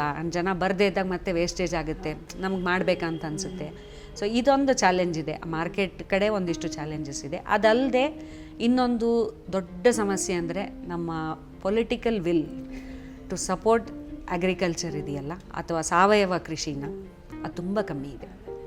ನೋಡೋಕೆ ಹೋದರೆ ಕರ್ನಾಟಕ ಗೌರ್ಮೆಂಟ್ ಓಕೆ ಒಂದು ಸ್ವಲ್ಪ ಕಂಪೇರ್ ಮಾಡಿದ್ರೆ, ಆದ್ರೂ ಇವತ್ತಿಗೂ ನಾವು ಪರ್ಸೆಂಟೇಜ್ ಲೆಕ್ಕ ತೊಗೊಂಡ್ರೆ ಸಾವಯವ ಕೃಷಿ ಮಾಡೋದು only less than 3% of the farmers ಈ ಕಂಟ್ರೀಲಿ. ವಿಚ್ ಇಸ್ ವೆರಿ ಸ್ಮಾಲ್, ತುಂಬ ಕಮ್ಮಿ ಅದು. ಬಟ್ ಇದೆ ಡಿಮ್ಯಾಂಡ್ ತುಂಬ ಇದೆ. ಇದೆ ಖಂಡಿತ ಡಿಮ್ಯಾಂಡ್ ಇದೆ. ಅದನ್ನು ಕರೆಕ್ಟಾಗಿ ನರ್ಚರ್ ಮಾಡಬೇಕು. ಇನ್ಫ್ಯಾಕ್ಟ್ ಈಗ ಇತ್ತೀಚೆಗೆ ಒಂದು ರೆಗ್ಯುಲೇಷನ್ ತಂದಿದ್ದಾರೆ. ಕಷ್ಟ ಒಂದು ಸ್ವಲ್ಪ ಸಣ್ಣ ರೈತರಿಗಾಗಲಿ ಅದನ್ನು ಫಾಲೋ ಮಾಡೋದು, ಒಂದು ಸರ್ಟಿಫಿಕೇಷನ್ ಪ್ರೊಸೆಸ್ಸನ್ನು ಇಂಗ್ಲೀಷಲ್ಲೋ ಹಿಂದಿಯಲ್ಲೋ ಮಾಡಿದಾಗ, ಈಗ ನಮ್ಮ ಕನ್ನಡದ ರೈತರು ಅದನ್ನು ಅರ್ಥ ಮಾಡಿಕೊಂಡು ಆ ಫಾರ್ಮ್ ಭರ್ತಿ ಮಾಡೋದು, ಅಥವಾ ಅದು ಇಂಟರ್ನೆಟ್ ಬೇಸ್ ಮಾಡಿದ್ದಾರೆ. ನಮ್ಮಂಥ ಊರುಗಳಿಗೆ ಬಂದರೆ ಇಂಟರ್ನೆಟ್ಟೇ ಇರಲ್ಲ, ನಮ್ಮಲ್ಲಿ ಕರೆಂಟೇ ಇರಲ್ಲ, ಇನ್ನು ನಾವು ಕಂಪ್ಯೂಟರ್ ಇಟ್ಟು ಏನು ಪ್ರಯೋಜನ ಇಲ್ಲ. ಸೊ ಆ ಥರ ಕೆಲವು ಸಿಸ್ಟಮ್ಸ್ ಮಾಡಿದಾಗ, ಈ ಡಿಜಿಟಲೈಸೇಷನ್ ಪ್ರೋಸೆಸ್ಸಲ್ಲಿ ಅದನ್ನು ಕಷ್ಟ ಮಾಡ್ಕೊಂಡು ಹೋದಾಗ ಕಷ್ಟ ಇದೆ ನಮ್ಮಲ್ಲಿ. ಈಗ ನಾವು ನಿಮ್ಮ ತೋಟಕ್ಕೆ ಬರ್ತೀವಿ ನೋಡ್ತೀವಿ ಅನ್ನೋರಿಗೆ ಬರಬಹುದಾ ಅವರು? ಖಂಡಿತ ನಾವು ನಾನಿರಬೇಕು ಅಂತನೂ ಯಾವಾಗಲೂ ಓಪನ್ ಇರುತ್ತೆ ನಮ್ಮಲ್ಲಿ. ಯಾಕಂದರೆ ನಮ್ಮಲ್ಲಿ ನಮ್ಮ ದೊಡ್ಡಿಯವರೆಲ್ಲ ಅಲ್ಲೇ ಕೆಲಸನೂ ಮಾಡ್ತಾ ಇರೋದ್ರಿಂದ ಸೊ ಯಾವಾಗಲೂ ಓಪನ್ ಇರುತ್ತೆ. ಮತ್ತು ರಾಜಿ ಸೋಮಣ್ಣ ಅಂತ ಒಂದು ಸುಮಾರು ವರ್ಷದಿಂದ ಅಲ್ಲೇ ಇದ್ದಾರೆ ನಮ್ಮ ಜೊತೆಗೆ. ಅವ್ರು ಕರ್ಕೊಂಡು ಹೋಗಿ ತೋರಿಸ್ತಾರೆ, ನಾವಿಲ್ಲ ಅಂತಂದ್ರು. ನೀವು ಬಂದವ್ರಿಗೆ ನೀವು ವರ್ಕ್ಶಾಪ್ಗಳು ಮಾಡ್ತೀವಿ ಅಂತ ಹೇಳಿದ್ರಿ, ಸಂತೋಷ. ನೀವು ಹೇಳ್ಕೊಡೋಷ್ಟು ಅವ್ರು ತಿಳ್ಕೊಳ್ಳೋಷ್ಟು ಆದರೆ ಬಹುಶಃ ಈ ಕೃಷಿ ಇನ್ನಷ್ಟು ಮುಂದುವರಿಯುತ್ತೆ. ಕೃಷಿನ ಒಂದೆರಡು ದಿನದ ವರ್ಕ್ಶಾಪಲ್ಲಿ ಹೇಳ್ಕೊಡಕ್ಕೆ ಆಗಲ್ಲ. ಸೊ ನಾವು ಒಂದು ಆಸಕ್ತಿಯನ್ನ ಬೆಳೆಸೋದು, ನಿಮ್ಮ ಕಷ್ಟಗಳು, ನಿಮ್ಮ ಒಂದು ಇದು ಏನಂತಾರೆ ಏಳಿಗೆ, ಅದನ್ನೆಲ್ಲ ನೋಡಿ ಒಂದಿಷ್ಟು ಅವ್ರಿಗೆ ಎನ್ಕರೇಜ್ ಆಗಿ ಬರೋಂತಾದ್ರೆ ಸಂತೋಷ. ಸೊ ಹಾಗಾಗಿ ಅವ್ರು ಬರೋದು ನೋಡೋದು ಇದ್ರೆ, ಈಗ ಮಾತಾಡ್ತಾ ಹೇಳ್ತಾ ಇದ್ರೆ ಆನೆ ನೋಡಕ್ ಬರ್ತೀವಿ ಅಂತ ಹೇಳ್ತಾರೆ ಅಂತ, ಹಾಗಾರು ಬರಲಿ, ಹಾಗಾರು ಬಂದು ನಿಮ್ಮ ಒಂದು ಕಷ್ಟವನ್ನ ಅವ್ರು ನೋಡ್ಲಿ ಅಂತ ನನ್ನ ಒಂದು ಆಸೆ. ಎಲ್ಲ ಒಂದ್ ಕಡೆ ನಮ್ಮ ಮಾಧ್ಯಮ ಅನೇಕದಿಂದ ಅವ್ರಿಗೆಲ್ಲ ಇನ್ವೈಟ್ ಕೊಡ್ತೀವಿ ನಾವು. ಖಂಡಿತ. ಹೇಳಿ, ನಿಮ್ಮ ಸಂದೇಶ ಏನು ಇವತ್ತಿನ ಯುವ ಜನತೆಗೆ? ನೀವೇನಂತ ವಯಸ್ಸಾದವರಲ್ಲ, just still a youth and ನಿಮ್ಮ ಸಂದೇಶ ಬಹಳ ಅವಶ್ಯಕವಾಗಿದೆ ಇವತ್ತಿನ ಒಂದು ಜನ್ರೇಷನ್ಗೆ. ಯಾಕಂದ್ರೆ ಈಗಾಗಲೇ ಜನ ಅದನ್ನು ಮೀರ್ಬಿಟ್ಟಿದ್ದಾರೆ. ಡಾಕ್ಟ್ರೇ ಆಗಬೇಕು, ಇಂಜಿನಿಯರ್ ಆಗಬೇಕು ಅಂತ ಯಾರಿಗೂ ಇಲ್ಲ. ಖಂಡಿತ they are seeking different education, ಇದು ಬೇರೆ ಏನೇನೋ ಆಸಕ್ತಿಗಳು ಜನರಲ್ಲಿ ಹೊಸದಾಗಿ ಬೆಳೀತಿದೆ. ಸೊ ಈ ನಿಟ್ಟಿನಲ್ಲಿ ಇವತ್ತಿನ ಯುವ ಜನತೆ ಯಾಕೆ ಈ ಕಡೆ ಮುಖ ಮಾಡಬಾರ್ದು? ಅದಕ್ಕೆ ನೀವು ಯಾವ ಥರ ಒಂದು ಸಂದೇಶವನ್ನು ಕೊಡ್ತೀರಾ? ಇಲ್ಲ, ಆಗಲೇ ನೀವು ಹೇಳ್ದಂಗೆ ಸುಮಾರು ಜನ ಅದನ್ನು ಒಂದು out of the box thinking ಅಂತೀವಲ್ಲ, ಅದು ಬಂದಿದೆ. ಆ್ಯಂಡ್ ಆ ಒಂದು ಎಜುಕೇಷನ್ ಸಿಸ್ಟಮ್ನ ರಿಡೆಂಡೆನ್ಸಿ ಅರ್ಥ ಆಗ್ತಾ ಇದೆ ಜನಗಳಿಗೆ. ಆ್ಯಂಡ್ ಸುಮಾರು ಇವಾಗ ಪೇರೆಂಟ್ಸು ಯಾರೂ ರೆಸ್ಟ್ರಿಕ್ಟ್ ಮಾಡ್ತಾ ಇಲ್ಲ, ಮಕ್ಕಳಿಗೆ ಸಪೋರ್ಟಿವ್ ಆಗಿದ್ದಾರೆ. ಈ ಅರ್ಬನ್ ಹುಡುಗರು ಸುಮಾರು ಮಾಡ್ಬೋದು. ವ್ಯವಸಾಯನೇ ಈಗ ಬಂದು ಕಷ್ಟಪಟ್ಟು ಶ್ರಮ ಅಂತ ಅನ್ಸೋದು ಫಿಸಿಕಲ್ ಇದು ಮಾತ್ರ ಅಲ್ಲ. ಇದು ಹೇಳ್ದಂಗೆ ವ್ಯವಸಾಯದ ಅಗ್ರಿಕಲ್ಚರ್ ಫುಡ್ ಚೈನ್ ಇದೆಯಲ್ಲ, ಅದು ತುಂಬ ದೊಡ್ಡದು. ಸೊ ಇಲ್ಲಿ ಬೇರೆ ನಮ್ಮ ಅರ್ಬನ್ ಇದರಲ್ಲಿ ಒಂದಿಷ್ಟು ಕನ್ವೀನಿಯನ್ಸ್ ಅಂತ ಕೆಲವು ಫ್ಯಾಕ್ಟರ್ಸ್ ಎಲ್ಲ ಬಂದಿರೋದ್ರಿಂದ ಸೊ ಸುಮಾರು ನಾವು ನೋಡ್ತೀವಿ ಯಂಗ್ಸ್ಟರ್ಸ್ ಬಂದು ಈಗ ಚಿಕ್ಕ ಹೆಣ್ಮಕ್ಳು ಕುಕಿಂಗ್ ಕ್ಲಾಸಸ್ ಹೇಳ್ಕೊಡ್ತಾರೆ, ಟ್ರೆಡಿಷ್ನಲ್ ಡಿಶಸ್ ಹೇಳ್ಕೊಡ್ತಾರೆ. ಸೊ ಆ ಅವೇರ್ನೆಸ್ನ ತಂತಾರೆ, ಅದನ್ನು ಚೆನ್ನಾಗಿ ಮಾಡ್ತಾರೆ. ಅವ್ರು ಇನ್ಸ್ಟಾಗ್ರಾಮ್ ಯೂಸ್ ಮಾಡ್ತಾರೆ, ಇದಕ್ಕೆ ಬೇಳೆ ಸಾರು ಅಂತ ಅಂದ್ಬಿಟ್ಟು ತುಂಬ ಚೆನ್ನಾಗಿ ಅದನ್ನು ಇನ್ಸ್ಟಾಗ್ರಾಮಲ್ಲಿ ಫೋಟೋ ತೆಗೆದು ಹಾಕ್ತಾರಲ್ಲ, ಅದು ಡೆಫಿನೆಟ್ಲಿ ಇಟ್ಸ್ ವೆರಿ ಇಂಪಾರ್ಟೆಂಟ್. ಕೆಲವು ಮೀಡಿಯಮ್ಸ್, ಆ ವಿಜುವಲ್ ಮೀಡಿಯಮ್ಸ್ ಎಲ್ಲ ತುಂಬ ಪವರ್ಫುಲ್. ಆ್ಯಂಡ್ ಅವರು ಆ ಅವರೇಕಾಳು ಮೇಲಿರೋ ಒಂದು ಅಪ್ರಿಷಿಯೇಷನ್ನ ತರಕ್ಕಾಗಿದೆ ಅವರು, ಅದೂ it's A very valuable contribution ಅಲ್ಲಿ. ಸೊ ಆ ಸ್ಪೇಸಸ್ಸಲ್ಲಿ ಏನೇ ಮಾಡೋಕ್ಕಾದ್ರೂ ಅವ್ರ ಸ್ಕಿಲ್ಸ್ ಯೂಸ್ ಮಾಡಿಕೊಂಡು definitely valuable contribution for the society ಅದನ್ನು. ಬಟ್ ಡೆಫಿನೆಟ್ಲಿ ಅದನ್ನು ಎಕ್ಸ್ಪ್ಲೋರ್ ಮಾಡಿ ಅರ್ಥ ಮಾಡ್ಕೊಳ್ಳೋದು ಒಂದು ಮಾಡಬೇಕಾಗುತ್ತೆ. ಸೊ ಇಲ್ಲಿ ಸುಮಾರು ಜನ ಬರ್ತಾರೆ, ಫುಡ್ ಆಂಟ್ರಪ್ರಿನರ್ಸ್ ಬರ್ತಾರೆ. ಈ ಕ್ರೈಸ್ಟ್ ಕಾಲೇಜ್ ಹುಡುಗರು ಒಂದು ಇಂಟರ್ನ್ಶಿಪ್ಪಿಗೆ ಬರ್ತಾರೆ. ಆವಾಗ ಅವರಿಗೆ ಇನ್ಫ್ಯಾಕ್ಟ್ ಅವರ ಕರಿಕ್ಯುಲಮಲ್ಲಿ ಇಲ್ಲ, ಈಗ ಹೋಟೆಲ್ ಮ್ಯಾನೇಜ್ಮೆಂಟ್ ಕರಿಕ್ಯುಲಮಲ್ಲಿ ಇಲ್ಲ, ಬಟ್ ಕೆಲವು ಕಾಲೇಜಸ್ ವಾಲಂಟಿಯರ್ ಆಗಿ ಎಕ್ಸ್ಪೋಸ್ ಮಾಡ್ತಾರೆ. ನಮ್ಮ ಥರ ಗ್ರೂಪ್ಸಿಗೆ ಕಳಿಸಿ ಹೇರ್ಲೂಮ್ ಅಂದರೆ ನಾಟಿ ಇದ್ರ ಬಗ್ಗೆ ತಿಳ್ಕೊಂಡು ಬನ್ನಿ, ಮತ್ತು ಆ ರೈತರನ್ನೆಲ್ಲ ವಿಸಿಟ್ ಮಾಡ್ಕೊಂಬನ್ನಿ, ಮತ್ತು ಸೀಡ್ಸ್ ಕನ್ಸರ್ವೇಷನಿಂದ ಹೆಂಗೆ ಮಾಡ್ತಾರೆ, ನ್ಯೂಟ್ರಿಷನ್ ಏನು. ಸೊ ಈ ಥರ ಚೇಂಜಸ್ ಆಗ್ತಾ ಇದೆ. ಸೊ ಇದನ್ನು ಇನ್ನೂ ಒಂದು ಸ್ವಲ್ಪ ಸೀರಿಯಸ್ ಆಗಿ ತೊಗೊಂಡು ಇನ್ನು ಸ್ವಲ್ಪ ಜಾಸ್ತಿ ಜನ ಆಪ್ಟ್ ಮಾಡಿಕೊಂಡ್ರೆ ನಮ್ಮಲ್ಲಿ ಡೆಫಿನೆಟಾಗಿ ನಮ್ಮಲ್ಲಿ ಕನ್ಸಂಪ್ಷನ್ ಪ್ಯಾಟರ್ನ್ಸು ಚೇಂಜ್ ಆಗುತ್ತೆ. ಇನ್ನು ಅದಲ್ಲದೆ ಡೆಫಿನೆಟಾಗಿ ಹಳ್ಳಿಗಳಿಗೆ ಬಂದರೆ ನಮ್ಮ ಸಿಟಿ ಹುಡುಗರು ಮಾಡೋಕ್ಕೆ ಕೆಲಸ ತುಂಬ ಇದೆ. ಮತ್ತು ನಮ್ಮ ಹಳ್ಳಿ ಹುಡುಗರದ್ದು ಒಂದಿಷ್ಟು ಸಮಸ್ಯೆಗಳಿದೆ. ಆ ಹುಡುಗರಿಗೂ ನಾವು ಅದೇ ಹೇಳ್ತಾ ಇರ್ತೀವಿ, ರೈತರೇ ಪಾಪ ಮಾಡ್ತಾ ಇರೋ ಕೆಲಸ ಕಷ್ಟ, ಇದು ಬೇಡ, ಓದ್ಬಿಡು, ಓದು ಸಿಟಿಗೆ ಹೋಗ್ಬಿಡು ಅಂತ ಅಂತಾರೆ. ಅಲ್ಲಿ ಕಷ್ಟ ಇದೆ, ಇಲ್ಲ ಅಂತಲ್ಲ, ಶ್ರಮ ಇದೆ. ಫಿಸಿಕಲಿ ಒಂದು ಸ್ವಲ್ಪ ಟ್ಯಾಕ್ಸಿಂಗ್ ಕೆಲಸನೇ ಅಗ್ರಿಕಲ್ಚರು. ಶ್ರಮ ಅನ್ನೋದು ಎಲ್ಲಿಲ್ಲ, ಅದೇ ನಾವು ಕೇಳೋ ಕ್ವೆಶನ್ಸ್. ಖಂಡಿತವಾಗೂ ಕಷ್ಟಪಟ್ರೆ ನಾವು ಕೂತು ತಿನ್ನಕ್ಕಾಗೋದು. ಖಂಡಿತ. ಅಂಥದ್ರಲ್ಲಿ ಎಲ್ಲಿ ನಾವು ಕಷ್ಟಪಡಬೇಕು ಅನ್ನೋದನ್ನ ಒಂದು ಡಿಸಿಷನ್ ನಾವು ತಗೋಬೇಕು ಅಷ್ಟೇ. ಸೊ ಅದನ್ನು ತೀರಾ ನಾವು ಹಳ್ಳಿ ಹುಡುಗರನ್ನ ಸಿಟಿ ಕಡೆ ಹೋಗಲೇಬೇಡಿ ಅಂತಲೂ ಹೇಳೋಕ್ಕಾಗ್ತಲ್ಲ. ಬಟ್ ಆದರೂ ನಾವು ಹೇಳೋದು ವ್ಯವಸಾಯನ ಬಿಟ್ಬಿಡಬೇಡಿ, ಕೈ ಬಿಟ್ಬಿಡಬೇಡಿ ಅದನ್ನು ಕಂಪ್ಲೀಟಾಗಿ. ನಿಮಗೆ ಬೇರೆ ಅನುಭವಗಳು ಬೇಕು ಅಂತ ಅನಿಸಿದ್ರೆ ನೋಡ್ಕೊಂಡು ಬಂದುಬಿಡಿ ಇಲ್ಲಿ.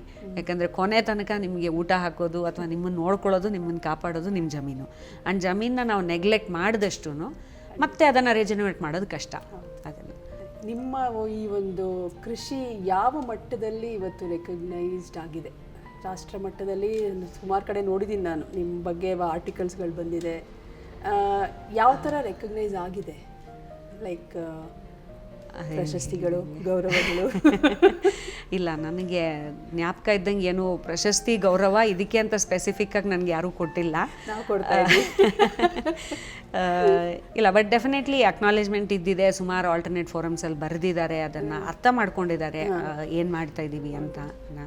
ಸೊ ಆ ಪ್ರೋಸೆಸ್ಸಲ್ಲಿ ಏನಾದರೂ ಭಾರತದ ಒಂದು ಸುಮಾರು ನಾನು ನೋಡೋ ಹಾಗೆ ಅತ್ಯುನ್ನತ ಕೃಷಿಕರಲ್ಲಿ ನಿಮ್ಮ ಹೆಸರಿದೆ.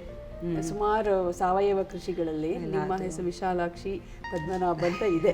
ಅದು ತುಂಬ ದೊಡ್ಡ ಆನರ್ ಆ್ಯಕ್ಚುಲಿ. ನಾನು ಬೇರೆ ಯಾವ ಗೌರವ ಬೇಕಾದರೂ ಅದರ ಕಾರಣಗಳು ಬೇಕಾದಷ್ಟು ಇರ್ಬೋದು. ನಾವು ವಿಸಿಬಲ್ ಆಗಿರ್ತೀವಿ, ಬಟ್ ಡೆಫಿನೆಟಾಗಿ ಹೇಳಬೇಕು ಅಂತಂದರೆ ಒಳ್ಳೆ ರೈತರು ಕೋಟ್ಯಾಂತರ ಜನ ಇದ್ದಾರೆ ನಮ್ಮ ದೇಶದಲ್ಲಿ. ಅವರಿಗೆ ರೆಕಗ್ನಿಷನ್, ಅವಾರ್ಡ್ ರಿವಾರ್ಡ್ ಒಂದು ಕಡೆ ಡೆಫಿನೆಟ್ಲಿ ಅದು ಇಟ್ ಈಸ್ ಇಂಪಾರ್ಟೆಂಟ್. ಬಟ್ ಅದೇ ಅವರಿಗೆ ಬಿಗ್ಗೆಸ್ಟ್ ಕಾಂಟ್ರಿಬ್ಯೂಷನ್ ನಮ್ಮ ಸೊಸೈಟಿಯಲ್ಲಿ, ನಮ್ಮ ಇದರಲ್ಲಿ ಸಿಸ್ಟಮಲ್ಲಿ ಅವರಿಗೊಂದು ಸೋಷಿಯಲ್ ಜಸ್ಟಿಸ್ ಅಟ್ಲೀಸ್ಟ್ ಸಿಗೋ ಹಾಗೆ, ಒಂದು ಆನರಬಲ್ ಲೈವ್ಲಿಹುಡ್ ಅವ್ರದ್ದಿರೋ ಹಂಗೆ ಮಾಡಿಕೊಟ್ರೆ ಅದು ಬೇಕಾದಷ್ಟಾಯಿತು. ಐ ಥಿಂಕ್ ನನಗೂ I think that will be a respect for my work also ಅಂತ ಅನ್ಕೋತೇನೆ ನಾನು. ಅಂದರೆ ಆ ಬೆನಿಫಿಟ್ ಎಲ್ಲ ಒಂದು ಫಾರ್ಮಿಂಗ್ ಕಮ್ಯುನಿಟಿಗೆ ಟ್ರಾನ್ಸ್ಲೇಟ್ ಆದರೆ ಡೆಫಿನೆಟ್ಲಿ ನನ್ನ ಥರ ಎಷ್ಟೊಂದು ಜನ ಎಫರ್ಟ್ ಹಾಕಿರೋರಿಗೆ that will be the biggest honour ನಮಗೆಲ್ಲ, ನಿಜ ಹೇಳಬೇಕು ಅಂದರೆ. ತುಂಬಾ ಖುಷಿ ಆಯಿತು ವಿಶಾಲಾಕ್ಷಿ ಅವರೇ. Thank you. ತುಂಬ ದೊಡ್ಡ ಸಂದೇಶವನ್ನು ಕೊಟ್ಟಿದ್ದೀರಾ ಇವತ್ತು ಸಮಾಜಕ್ಕೆ. ಬಹುಶಃ ನಮ್ಮ ಮಾಧ್ಯಮ ಅನೇಕದಿಂದ ಸುಮಾರು ಜನಕ್ಕೆ ಇದು ರೀಚ್ ಆದರೆ ಅದೇ ಒಂದು ನಮ್ಮಿಂದ ಆಗುವಂತಹ ಒಂದು ಕೆಲಸ ಅಂತ ನಾವು ಹೇಳ್ತೀವಿ. ಇಷ್ಟೊತ್ತು ನಮ್ಮ ಜೊತೆ ನಿಮ್ಮ ಅನುಭವನ ಹಂಚ್ಕೊಂಡಿದ್ದಕ್ಕೆ ಧನ್ಯವಾದಗಳು. Thank you. ಧನ್ಯವಾದ.